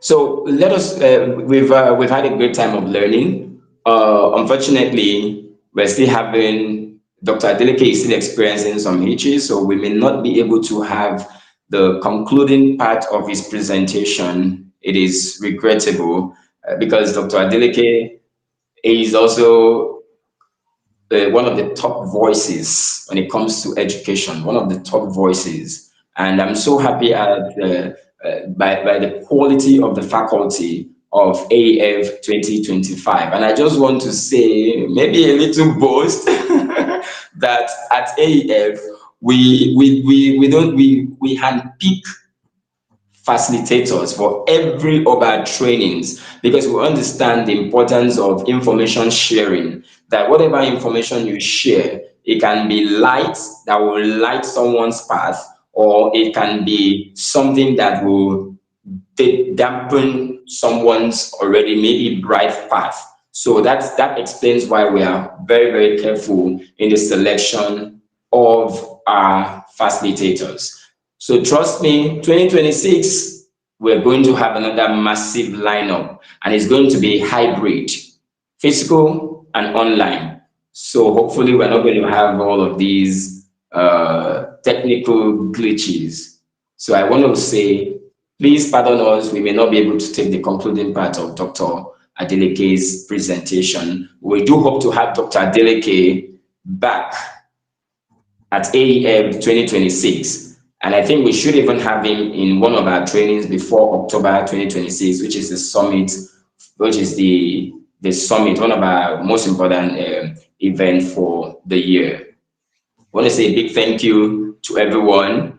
Thank you, Blessing. Thank you to all the team members, Dr. Wosheni, all the speakers. Thank you. We can't thank you enough for your time, for the investment, to all our partners. Thank you so much. Our media partner, Punch newspaper, thank you so much. Guardian newspaper, thank you so much. GWG newspaper, thank you so much. All our facilitators, everyone who has supported, all partners, all team members, a big thank you for being a part of AEF 2025. Without your contribution and input, this would not have been a success. And so I want to say thank you for partnering with us. Thank you for being a formidable part of a movement that trains, that seeks to train, that seeks to better the experiences of students in the school. Thank you, because a better teacher will produce better students. Better teacher will produce better schools. There is no school without teachers. And no learning can happen without teachers. So that is how important teaching is. And we are not leaving it to chance. Everything is deliberate. And at AEF and other meaningful organizations, championing the growth and advancement of teachers' development and training. I want to say thank you for all the good work that you do at AEF. We'll continue to champion the development and growth of those who train the future of every nation. Thank you so much. It's a goodbye from me, EJ Asukwo, and on behalf of all the team members, AEF 2025 is a goodbye from all of us. Thank you. See you in 2026, God willing. God bless you. Bye for now. Bye.